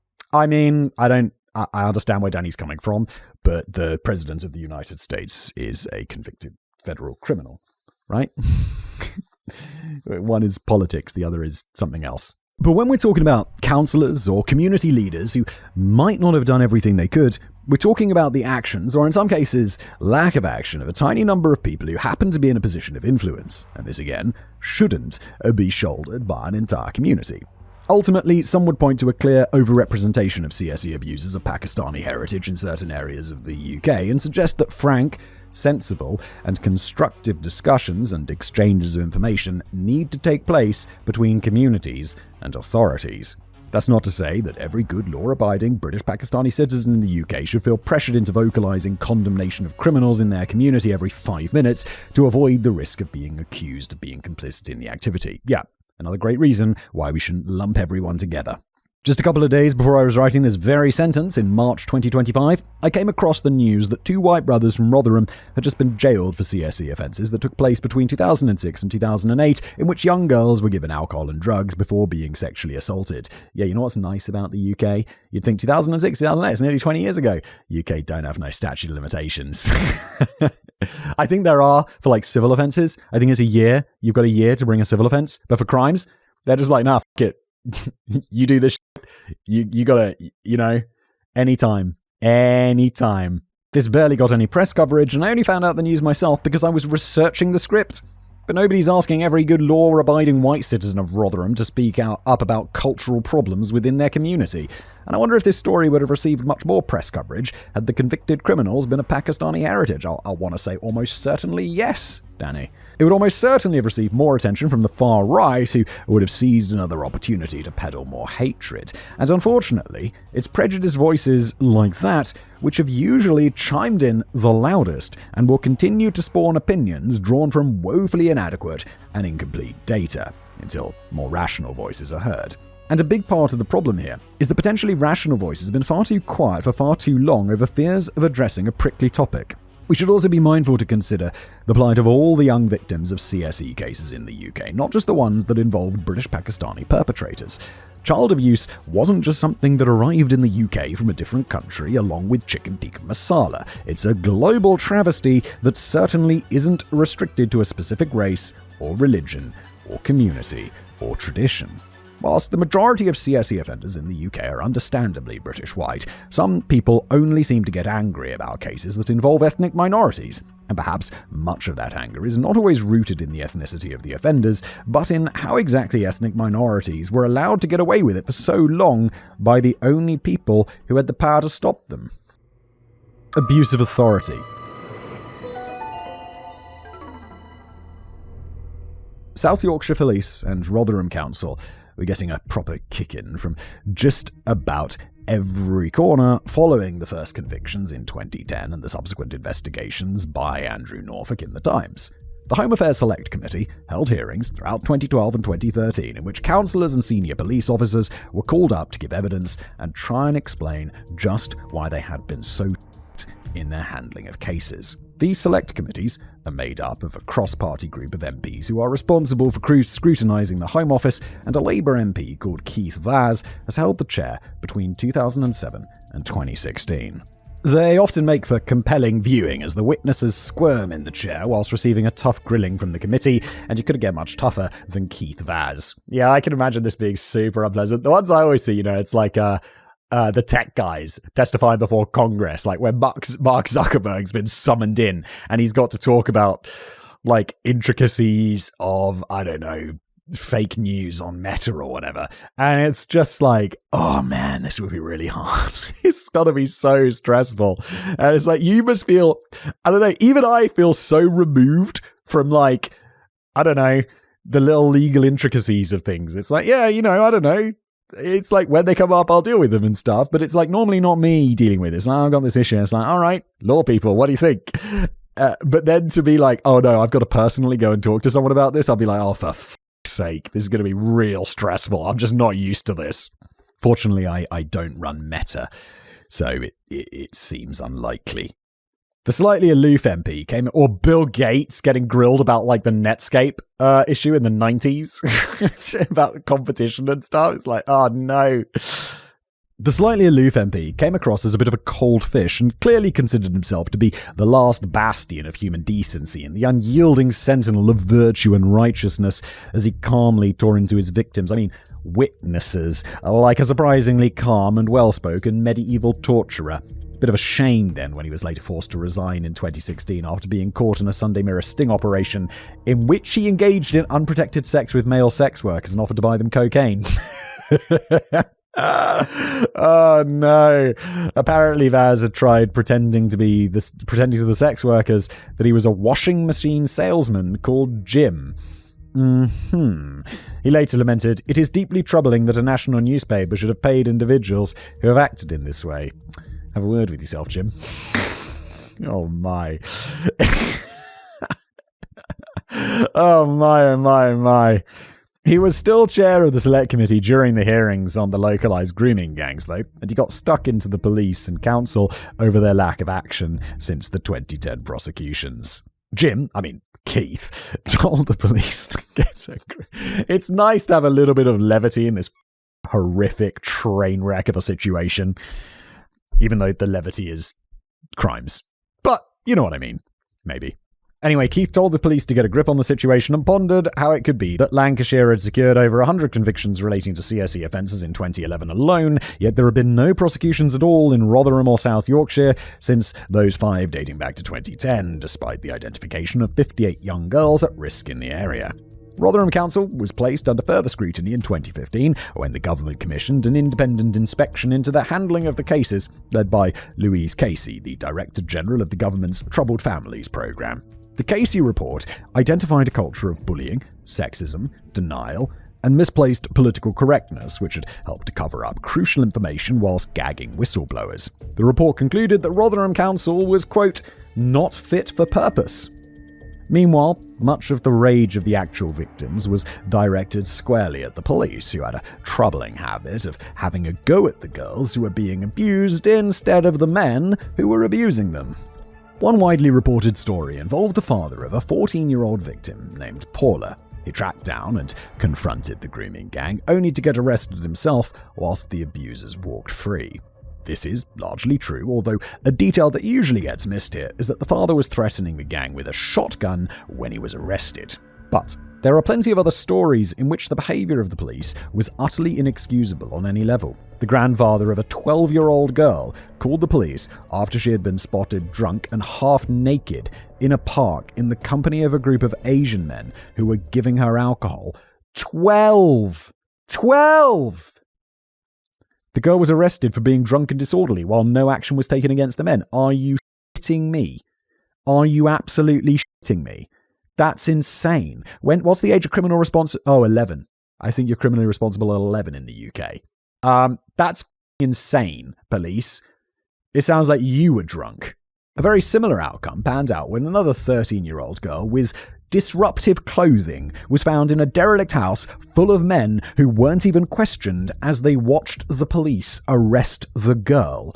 I don't understand how you could be anything other than high and make that decision. Jane Sr. reported a case in which 2 girls had been physically assaulted so savagely that they both required hospital treatment. Although the attackers were identified by the victims, no action was taken against them, as the police seemed far more interested in following up on the gang's own complaints that the girls had used racist language in their company. I have no words. This is crazy. Another case documented by Jane Sr. involved a victim known as Katrin, who summoned up the courage to make a complaint about her abusers and give a statement. Can you imagine how hard that would be? The police officer in charge just kept talking in sinister tones about how the gangs would be watching her give evidence in court, until eventually a frightened Katrin decided to drop the whole idea. That police officer just be like, we will protect you. We will make sure you're okay. And do your absolute darndest to make sure that happens. A young victim, known as Emma, shared a story to the press, which initially sounded a bit more promising, as a couple of police officers actually bothered to approach her while she was in the company of her British Pakistani abusers. The police began asking Emma for her personal details until one of the gang told them to piss off, or else he'd file a complaint of racial harassment against them. Can we guess what the police did? Yeah, they pissed off. Police, you've got a higher responsibility than this. You really do.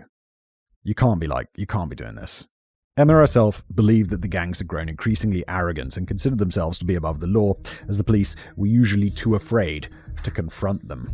And of course, this cowardly behaviour from the police is only likely to perpetrate the problem of a disproportionately high number of British Pakistani CSE cases in Rotherham. If you live in a town where white bank robbers are dealt with swiftly, while British Pakistani bank robbers are blatantly allowed to get away with it every single time, would it be such a massive shock if the number of British Pakistani bank robbers was disproportionately high in that town?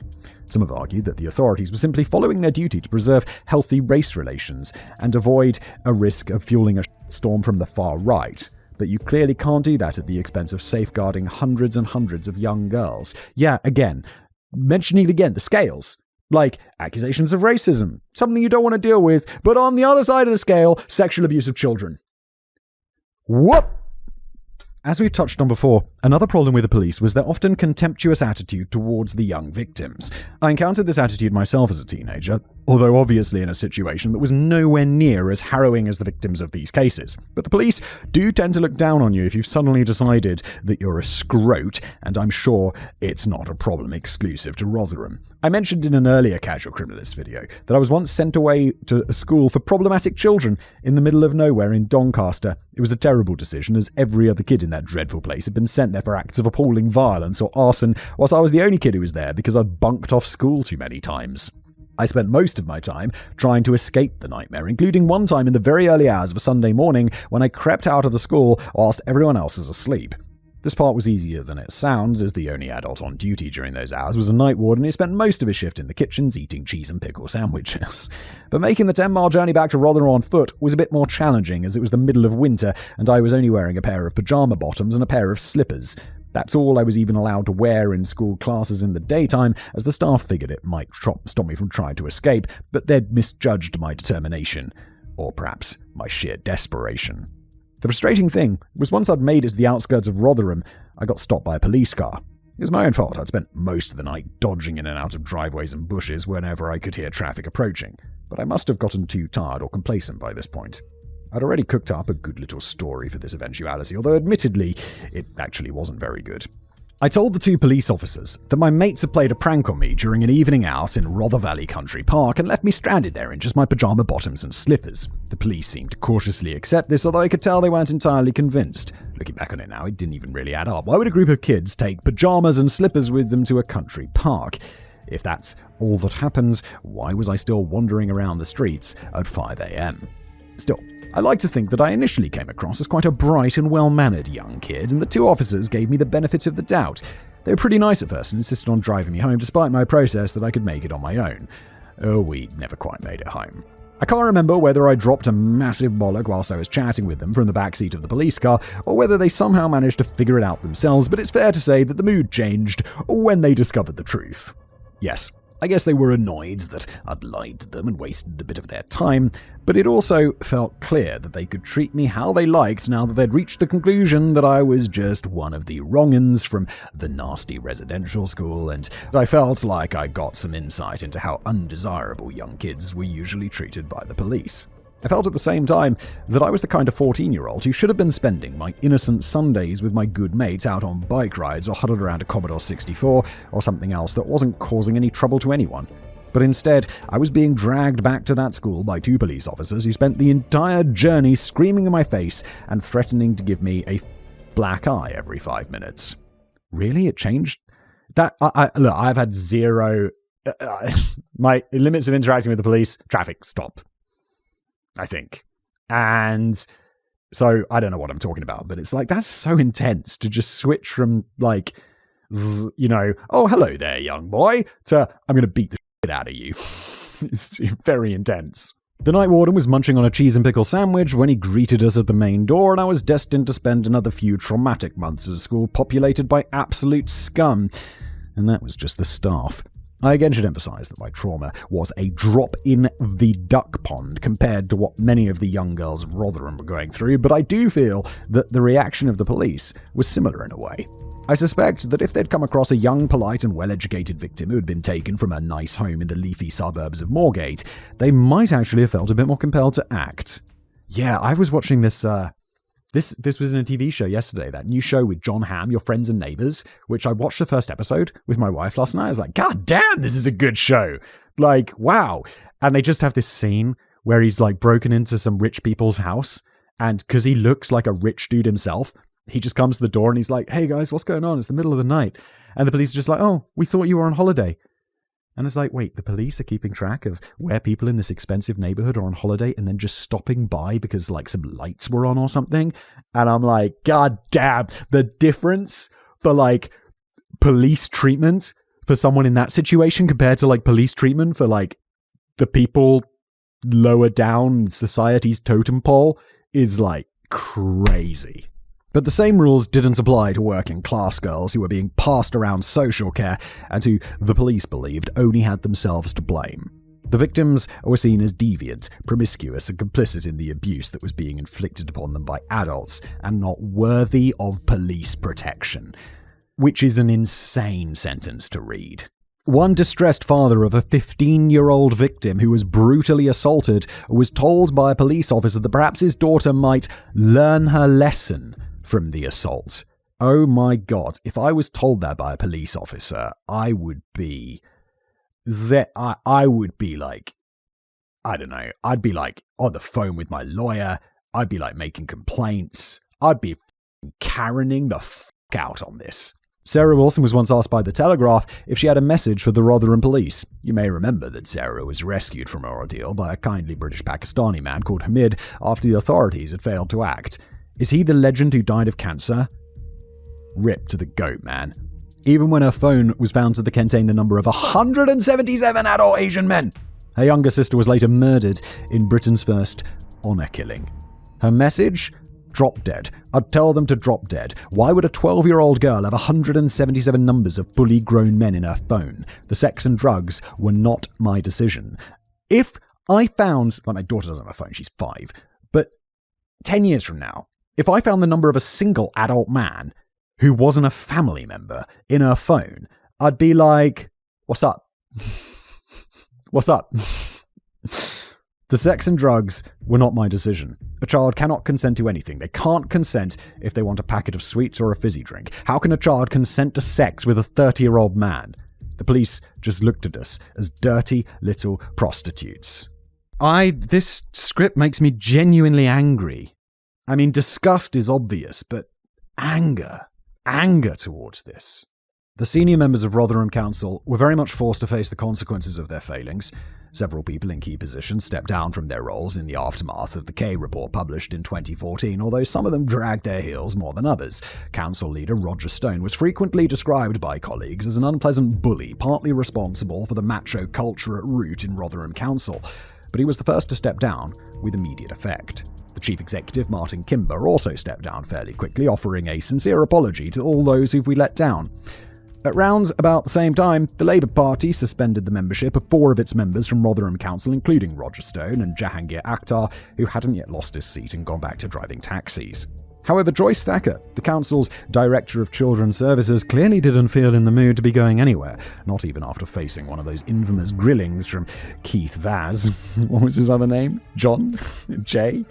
At Home Effects Select Committee hearing, during which he called for her immediate resignation. Thacker point-blank refused at the time, but within a matter of couple of weeks, she had been signed off on sick leave before a permanent departure from the role was announced at the end of the month. Yo, when someone who is in charge of you, or like has the ability to get you fired, asks for your resignation, they aren't asking, they're doing you a favor.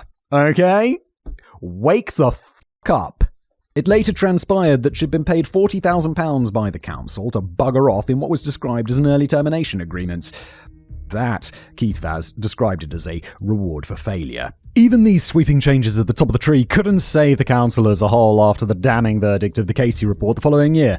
Further fresh resignations were made, and the government took the incredibly rare intervention of handing over control of this wholly dysfunctional cabinet, that's a quote, by the way, to a team of 5 commissioners as an emergency measure. Normal powers were only restored to Rotherham Council nearly 3 years later. Holy shit. Did they, martial law their cabinet? They're like, no, you guys are so shit. We're actually getting rid of you and replacing you with, I know it's not like military generals or whatever, but we're flying in the experts.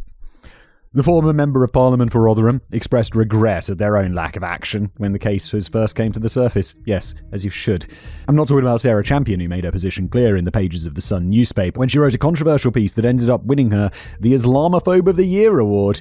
She only took up the role in 2012 and is still the MP for Rotherham today. I'm talking about her predecessor, a guy called Dennis McShane, who served as Rotherham's MP between 1994 and 2012. Woo! That's a stretch, son. Well done.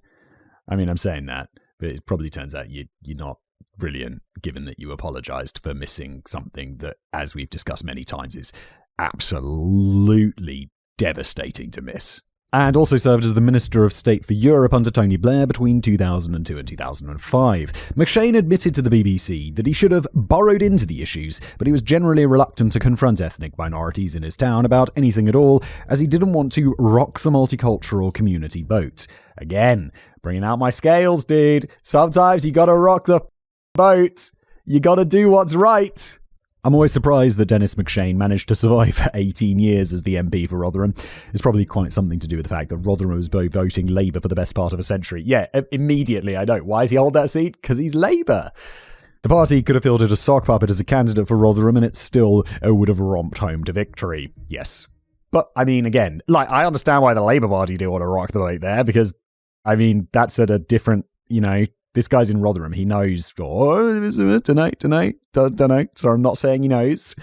I can understand why Labour were just like, yeah, all right, just leave the incumbent in there. He's always wins for us and we want that seat. In fact, a sock puppet may have been preferable to McShane, as I don't think I ever met anyone in town who ever had a good word to say about him. But I still voted for him. He was generally deemed to be a greasy little weasel, in Danny's opinion. Sounds a bit harsh, but maybe there's some truth in it. In Danny's opinion. During the very same year that senior members of the council were getting pushed out of their jobs in shame, McShane had other things on his mind in HMS Prison Brixton. Okay, he didn't choose to step down as Rotherham's MP in 2012 because he fancied a change. Wait. I'm immediately like, well, he's not in prison. He's an MP. He must be concerned about something going on in the prison, and I get the feeling we might be taking a rather different direction all of a sudden. He was forced into resigning after it was discovered that he'd filed 19 fake invoices for expenses amounting to just under £13,000, which were plainly intended to deceive. Wow. So he basically stole £13,000. Bro, I know £13,000 is a lot of money. And I understand, there was a big expenses scandal in the UK 15 years ago, 10 years ago, something like that. And I understand why people were angry about it, but my understanding, and I could be completely wrong, it's been a very long time and I didn't look into it very thoroughly, so I could be absolutely talking out of my arse, as per normal. But so take this with a grain of salt if this isn't researched. But my understanding was MPs were given a little bit of slack on what they could claim as expenses because they weren't paid enough. Basically, it was kind of like the workarounds for MPs should be paid more, but we're kind of just loosey-goosey on their expenses considering that. But being loosey-goosey on your expenses and issuing 19 fake fraudulent invoices for £13,000 is a very different thing. He was sentenced to 6 months in prison for false accounting, but only served a couple before being let out on an electronic tag. Wow, look, I get it's a lot of money and stuff, but they really wanted to send a message with prison time. Wow. I'd like to think he got stopped for speeding. The police would instantly spot the criminal ankle bracelet and threaten him with a black eye. But were there any consequences for the failures of the police? Not really, unless you count the Police and Crime Commissioner for South Yorkshire, but that's more of a political role than a policing one. Sean Wright had previously served as the head of Children's Services in Rotherham between 2005 and 2010, and then spent a year serving as the Rotherham Mayor before getting elected as the Police and Crime Commissioner for South Yorkshire in 2011. Following the publication of the Kay report, he was forced to resign from the Labour Party, but insisted that he was still the right man to stay in the role of Commissioner. In his own defence, he feigned surprise at the scale of abuse in Rotherham, despite the fact that he had personally commissioned reports into CSE offences, but then failed to act on any of the conclusions. It's like, I got no idea what you're talking about. It's like, you commissioned all these reports. I guess I'm just incredibly forgetful.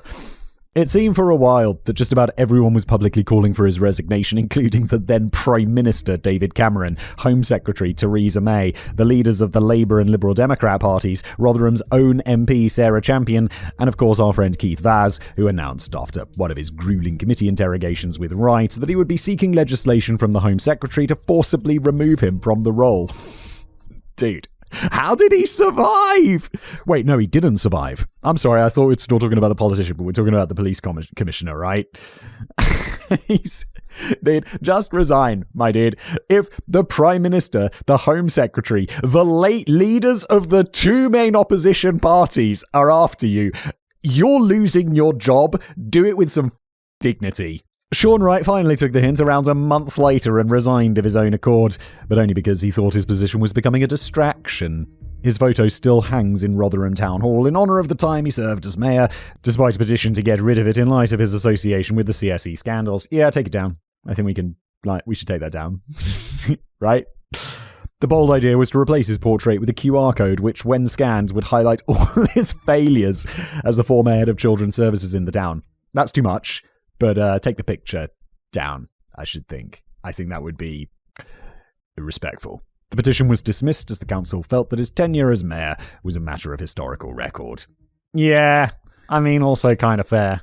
I don't think Richard Nixon resigned the presidency after Watergate, and I don't think, they're not taking his portrait down. Although, Watergate wasn't that bad compared to this. It's Watergate. But the actual police force had gotten off lightly so far, even after a 7-year investigation into the handling of the Rotherham cases by the Independent Office for Police Conduct, which went by the name of Operation Linden. The IOPC investigated a total of 265 complaints of misconduct made against 47 officers by 51 complainants, including 44 victims. Operation Linden concluded that the police had taken insufficient action to protect vulnerable children who were left exposed to abuse because of a fear of increasing racial tensions. It was noted that one police officer had told the distraught father of a missing girl that the town would erupt if word got out that groups of Asian men were regularly assaulting young girls. Don't let me take up my scales again. We've taken out the scales so many times this episode. 43 of the 265 complaints were upheld by the IOPC, and it was found that 14 officers had a case to answer for either misconduct or gross misconduct. Big difference between those.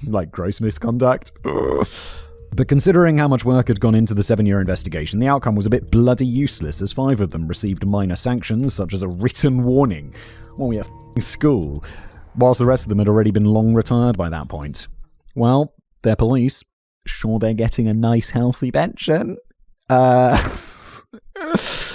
There's still hope yet, though, as the IOPC launched another inquiry into the Rotherham CSE cases in late 2024, triggered by a flood of further complaints from victims. And this time around, it might not take 7 years to reach a fruitless result. Just a couple of days before finishing off this script, it was announced that a third former South Yorkshire police officer had been arrested. Whilst one of these officers was arrested for misconduct, the other 2 were arrested on suspicion of assaulting young girls themselves. Bro, what? I know we had that weird one case earlier of that the date case. It's like, you want to go on a date, child? What the fuck, police? What the fuck? I'm a little less angry than when I've changed my shirt and jumper, you could probably see, because there was I've taken several breaks in this script just because it makes me angry, and I come back every time less angry, like on a fresh day, fresh cup of coffee, having been home and fortunately able to forget about this nightmare, and then I come back and I read some more and I'm immediately angered. This isn't good for my blood pressure.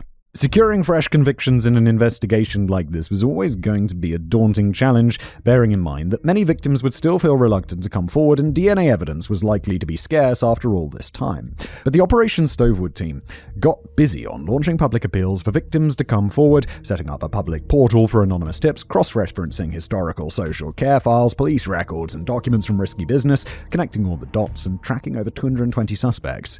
And all this hard work paid off. Oh, this is good news.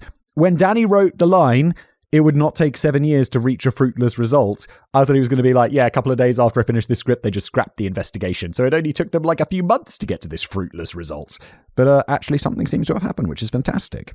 Over 1,100 potential victims were identified, and the Crown Prosecution Service were able to assemble fresh cases built around victim statements, witness statements, rare examples of evidence, and even the testimony of co-defendants, some of whom had turned on each other to try and save their own necks. The frustrating 5-year silence that followed the first convictions had finally been broken, as regular waves of perpetrators found themselves in the dock at Sheffield Crown Court from 2016 and beyond. Excellent! The slow dawn of justice. 3 of the first 4 offenders to be convicted in 2016 were the infamous Hussein brothers, who are said to have believed they owned Rotherham. Please tell me that they are sentenced to prison forever, because they've done some horrific shit, and they are a danger to society, and they need to be locked up, not only for punishment, but also for public protection. This included Mad Ash Hussein, this guy. He needs to be in there forever. Who was the ringleader of this particular gang and been responsible for grooming and abusing 14-year-old Sammy Woodhouse. The other defendant was the uncle of the 3 brothers, Kurban Ali, who was the owner of Speedline Taxis. A 4th Hussein brother was convicted later the same year. The court heard distressing testimony from the victims, one of whom had been just 11 years old when she first started getting passed around as payment for Arshid Hussein's small debts, whilst another revealed that his brother Basharat had once driven her to the Peak District and ordered her to dig her own grave. The depravity of this is unreal. Arshid Hussein wasn't actually in court for the majority of the trial, as he was allowed to stay in bed at home and follow the case on video link, although it's reported that he looked to sleep for most of the proceedings. Why? I don't remember. Did something happen to him? This wasn't down to some bizarre new two-tier justice system in which defendants from ethnic minorities are allowed to stay in bed during a trial. Life had not been kind to Hussein after he was shot in the abdomen during an incident in 2005, which his defense counsel claimed had left him paraplegic, although their application to get him declared unfit for trial had been rejected. Yeah, dude, I'm sorry, but just because you're paralyzed doesn't mean that you can't be held accountable for crimes. Your brain is working, and that's your same shitty brain that did all of this horrific shit. I don't care. I really don't care. He did briefly seem to spring into life during the verdicts when he suddenly decided that he was feeling a bit poorly and called an ambulance to Scunthorpe Hospital in what was seen as a deliberate attempt to delay the trial. But he was eventually found guilty of 23 charges and sentenced to 35 years in prison. Life without parole is very unusual in the UK. We call it a whole life order. Very unusual. 35 years, pretty good, to be honest. That's almost, I am only slightly older than that. That's like my entire life in prison, where you belong, you douchebag. The other members of the family were sentenced to between 10 and 25 years in prison.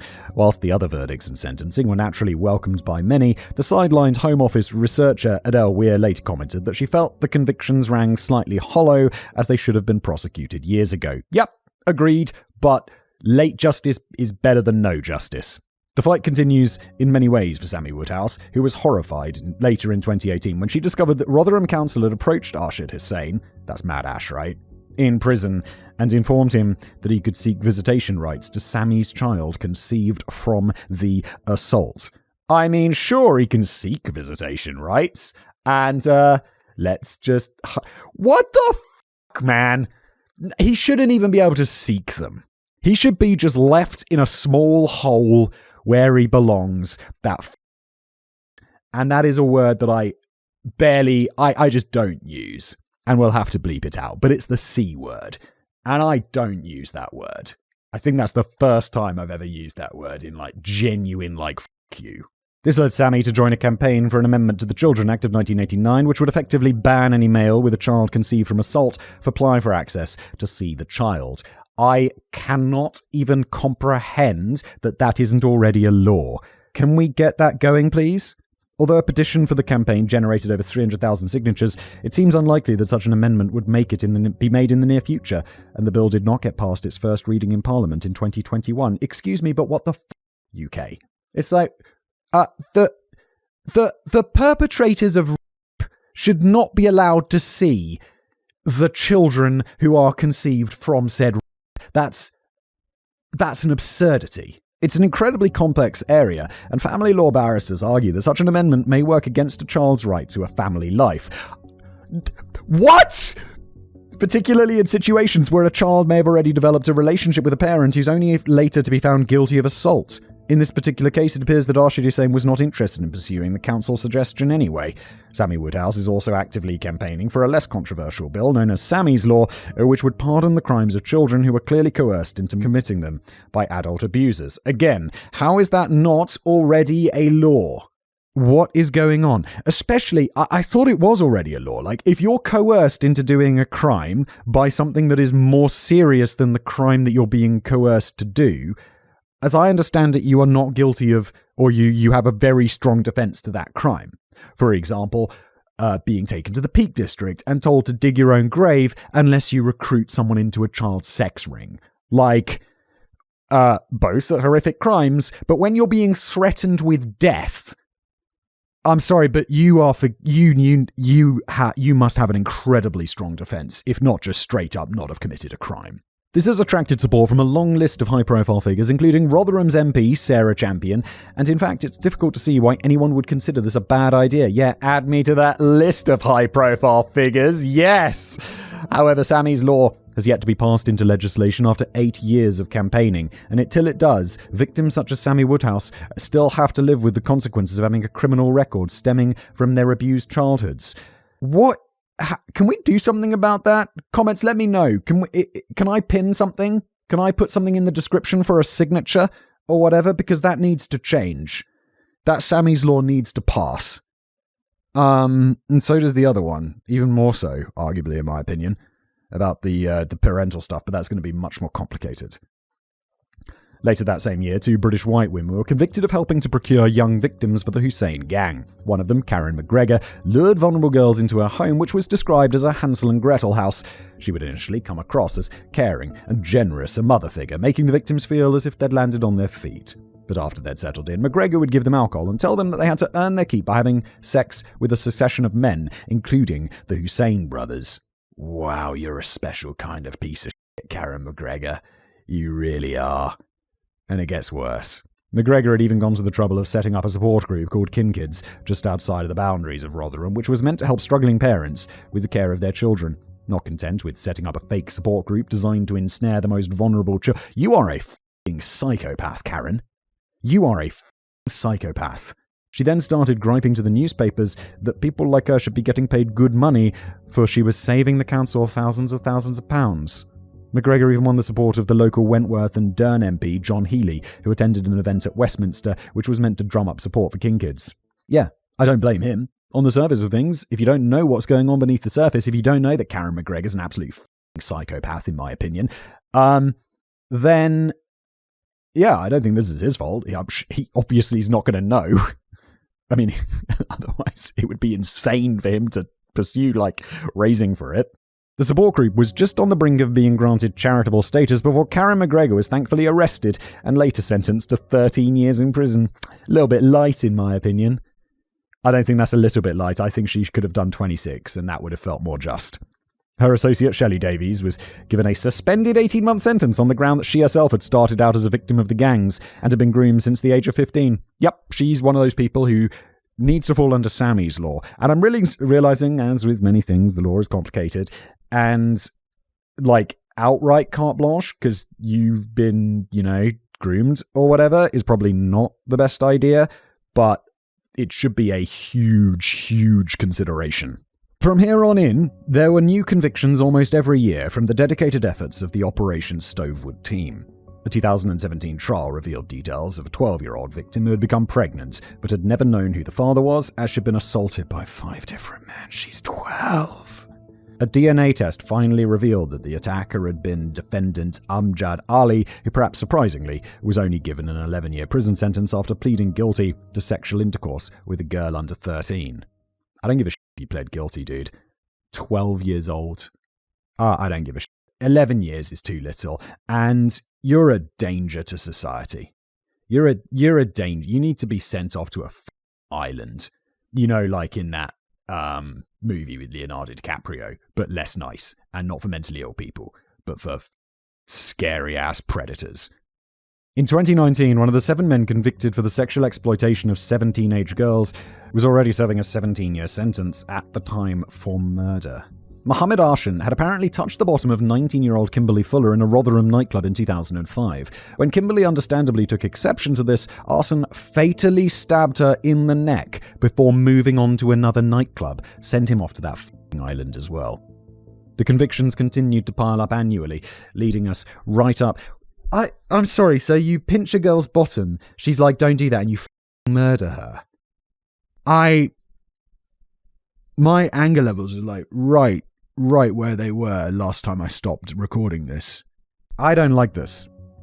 The convictions continued to pile up annually, leading right up to 2025, and the convictions of those 2 British white men, which received very little press coverage. Earlier convictions from this year have included Polish, Ivorian, and Zimbabwean nationals. So far, I don't know, I assume that's Ivory Coast Ivorian. Ivorian? Maybe? It must be, right? I didn't know that's what people from Ivory Coast were called. So far, around 63 convictions have been secured, specifically for cases in Rotherham. It's difficult to get a precise figure on the number of convictions for members of grooming gangs around the UK in places such as Oxford, Birmingham, Huddersfield, Bristol and Telford, partly because of how such cases aren't always categorised in the same way, but a rough figure would be somewhere in the region of over 1,000, whilst the broader figure for all CSE cases between 2010 and 2025 is likely to be considerably higher, possibly well over 3,000. But whilst this may be seen as significant progress, dark clouds of anger and discontent still hang over Rotherham with regards just how long it took to get this far and how long it took for people to actually talk about it. There's also a sense of unfinished business, as is suspected that there are many predators still walking free who are perhaps unlikely to ever face justice. Almost certainly, I think the majority. Whilst none of the council members or police officers who allowed this to continue for years have ever been prosecuted for their part in the atrocity. Yet a few council members lost their jobs, and a couple of police officers had to endure the unimaginable trauma of being handed a written warning. But a lot of people feel that this doesn't really cut the mustard. It doesn't just not cut the mustard, it's an absolute miscarriage of justice. It's quite frankly pretty disgusting. On a more alarming note, there are suggestions in some quarters of the town that the days of the grooming gangs are far from over.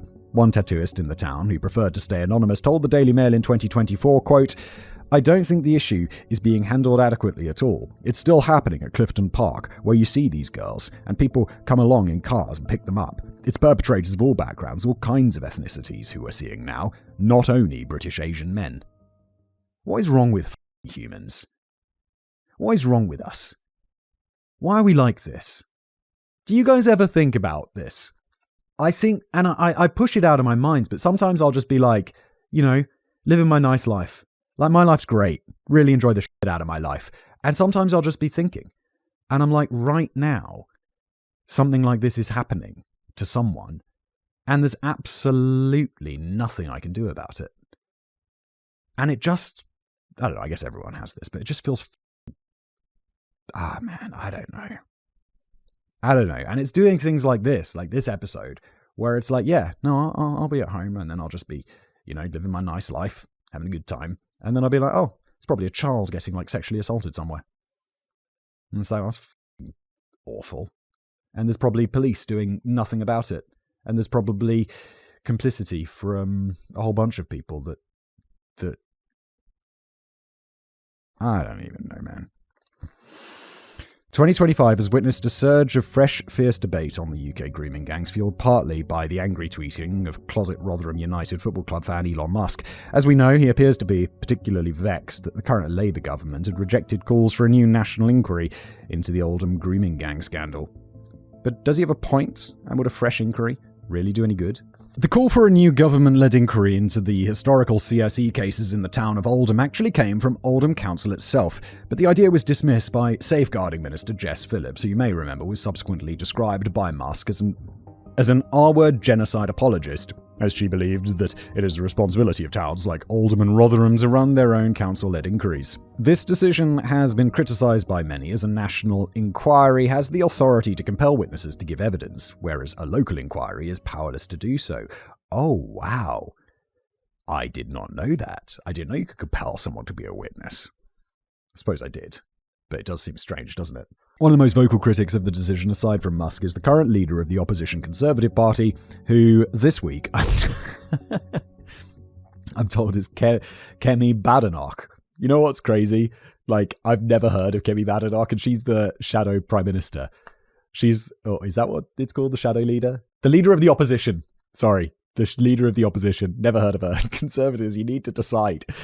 Maybe they have decided, or maybe I just don't read the news enough, or British news enough. She has urged Prime Minister Keir Starmer to reconsider the decision, telling him in Parliament that no one has joined the dots, no one has the complete picture. She later tweeted, 2025 must be the year the victims start to get justice. Alright, I mean, okay. I know it's not virtue signaling, but it does feel how about you just go and actually take some action, like you did with Starmer, rather than being on Twitter. I don't know. It's of course everyone agrees with you. Stop being so politician-y. One person who disagrees with that, though, is none other than Professor Alexis Kay, and I think she puts forward a pretty compelling reason. Here's the thing. Shortly after completing the original Kay report in 2014, the professor began work on another project commissioned by then Home Secretary Theresa May, which was known as the Independent Inquiry into Child Sexual Abuse. This 400-page report was finally published in 2022 after 8 years of work. Some critics questioned why cases in towns such as Rotherham and Oldham were largely excluded this time round, but Professor Kay felt that the focus should be on other towns which hadn't already received high-profile attention. But this inquiry concluded with a whole raft of recommendations for the future, which all sound remarkably sensible to me. These included improvement on data collection on CSE complaints, a better coordinated national framework to tackle grooming gangs, the establishment of independent child protection authorities, and the appointment of a dedicated Minister for Children in the UK and Welsh governments. Wait, there isn't a Minister for Children? Wait, I don't understand! There needs to be someone sitting at the top and directing this shit. An extremely competent politician, minister of some kind. Or, I don't know, is that what a select committee does? There needs to be someone, not where the buck stops, because obviously they're not going to be responsible for all the bad shit that happens. But you need someone sitting at the top and being like, no, do this, do that, yes. Right? You need a super competent person there. Can we please make that happen already? I can't believe that's not a thing. I mean, Minister for Children sounds a bit weird. It should be like Minister for Youth or something, so it sounds a bit more like government-y. But it's like Minister for Kids. Professor Kay also recommended new registration requirements for staff working in care homes and young offender institutions. Yeah, obviously. Improved safeguarding regulations for schools. Sorry, that's not a criticism of Professor Kay. She's stating what I feel is obvious here, because apparently it's not obvious to everyone else. Improved safeguarding regulations for schools and religious organizations, enhanced practical support for victims and survivors, and the mandatory reporting of suspected child abuse for individuals in position of trust who would be guilty of a criminal offense if they failed to act. Yeah, all super sensible stuff. In total, the Independent Inquiry into Child Sexual Abuse detailed no less than 20 recommendations which should be implemented with immediate effect. It's now 3 years since the publication of the inquiry, and let's take a wild guess at how many have been fully implemented. It's going to be none, isn't it? Even though these are all super sensible and obviously should be done now. Christ. Holy shit, it's this kind of stuff where it's like, I know it's ridiculously idealistic and completely unrealistic as well, but it's like, if I was Prime Minister, I'd be like, I'm sorry, we're getting this sorted. Not a big Trump fan, obviously. I'm European. But the executive orders that he's signing on day one where he's like, yeah, I want this to change, I'd be that. I mean, we don't have executive orders, but I'd be running this through Parliament as hard as I could on day one. I'd just be like, let's get this done. It's not hard. Everyone agrees. We're going to get more votes because of it. Everyone's going to be happy. The only people who are going to be upset is the people abusing children. Win. You're right, absolutely none of them. Whilst the current Labour government claims to be working at pace to deliver these reforms, we're yet to see any solid results. And it does seem a bit rich for Conservative leader Kemi Badenoch to suggest that 2025 must be the year the victims start to get justice, when the Conservative Party were in power between 2010 and 2024. Yes, but to be fair, she wasn't. And as much as the politicians are their party and their party are their politicians, I don't know how old she is. I don't know what position she held in the Conservative Party up until now. So, I don't know. Sammy Woodhouse was one of the many people to angrily respond to that tweet as she replied, I've met with your party for 12 years about this when you were in power. I asked for an inquiry into every town and city. None of you cared. Now you need the vote. You want to speak on it. Sammy Woodhouse, you legend. You're a legend, Sammy Woodhouse. And it does often feel as if the very subject of grooming gangs is being used in some quarters as either a tool to score political points or an excuse to push a hateful narrative. Professor J now rarely gives interviews on the subject because of the weaponization of child abuse that's going on. But she did make the point that the time had passed for yet another form of inquiry, and it's not as if such an inquiry is going to magically whip up the crucial data that was never recorded in the first place. Venting her frustration at the lack of progress made by either the previous Conservative or current Labour governments, Professor J told the Independent newspaper, We spent 8 years and a great deal of money. It's in the nature of a public inquiry that they cost a lot. But more important is that the outcome of this is that those recommendations are implemented. It doesn't need more consultation. It does not need more research or discussion. It just needs to be done. Also, another legend here, Professor J. Well said. The Rotherham Grooming gang scandal is ultimately a gut-wrenching case of young victims being let down for years by the very institutions that had a duty to safeguard them. The failures were down to a combination of appalling attitudes, ineptitude, and a reluctance of discussing a topic that desperately needed to be acted upon. We do finally appear to be making some progress on the latter point, and it can only be helpful if we continue to hold mature discussions on the scandals and take control of a debate which is still being argued most ferociously and most vocally and mostly inaccurately by extremists. And we need the government and authorities to get their fingers out and implement the practical common sense changes that will help to save a huge number of potential victims from a future of abuse. Finally, we should applaud the efforts of the small group of people who were brave enough to speak out long before most people could muster up the courage. And I'm not talking about Tommy Robinson or Elon Musk, although feel free to chuck them in if you're that way inclined. I was specifically talking about the likes of Jane Sr., Adele Weir, Dr. Angie Heel, Andrew Norfolk, and Professor Alexis J., some of whom faced mockery and downright hostility in their dogged attempts to convince the people in positions of power that this was not the time to walk away. You're the heroes of today's episode, along with Sammy Woodhouse. And I've probably missed people. This script is 55 pages long, and I've recorded over like 4 days. But, yeah. Well done.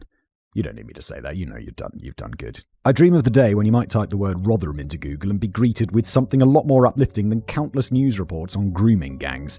It's quite right that the trauma of so many young victims should be remembered long into the future, but if I can attempt to end on a positive note, it's worth pointing out that there's a hell of a lot more going on in Rotherham than child abuse. I've already reached out to Rotherham Council with a few proposals for how to rebrand the town and attract more tourists from all over the world, but they haven't got back to me yet. I'm a bit surprised by their silence, as I feel like I came up with a pretty effective slogan for the cover of the travel brochures. Come to Rotherham. It's not nearly as awful as you think it is. Honest. Thanks for being here.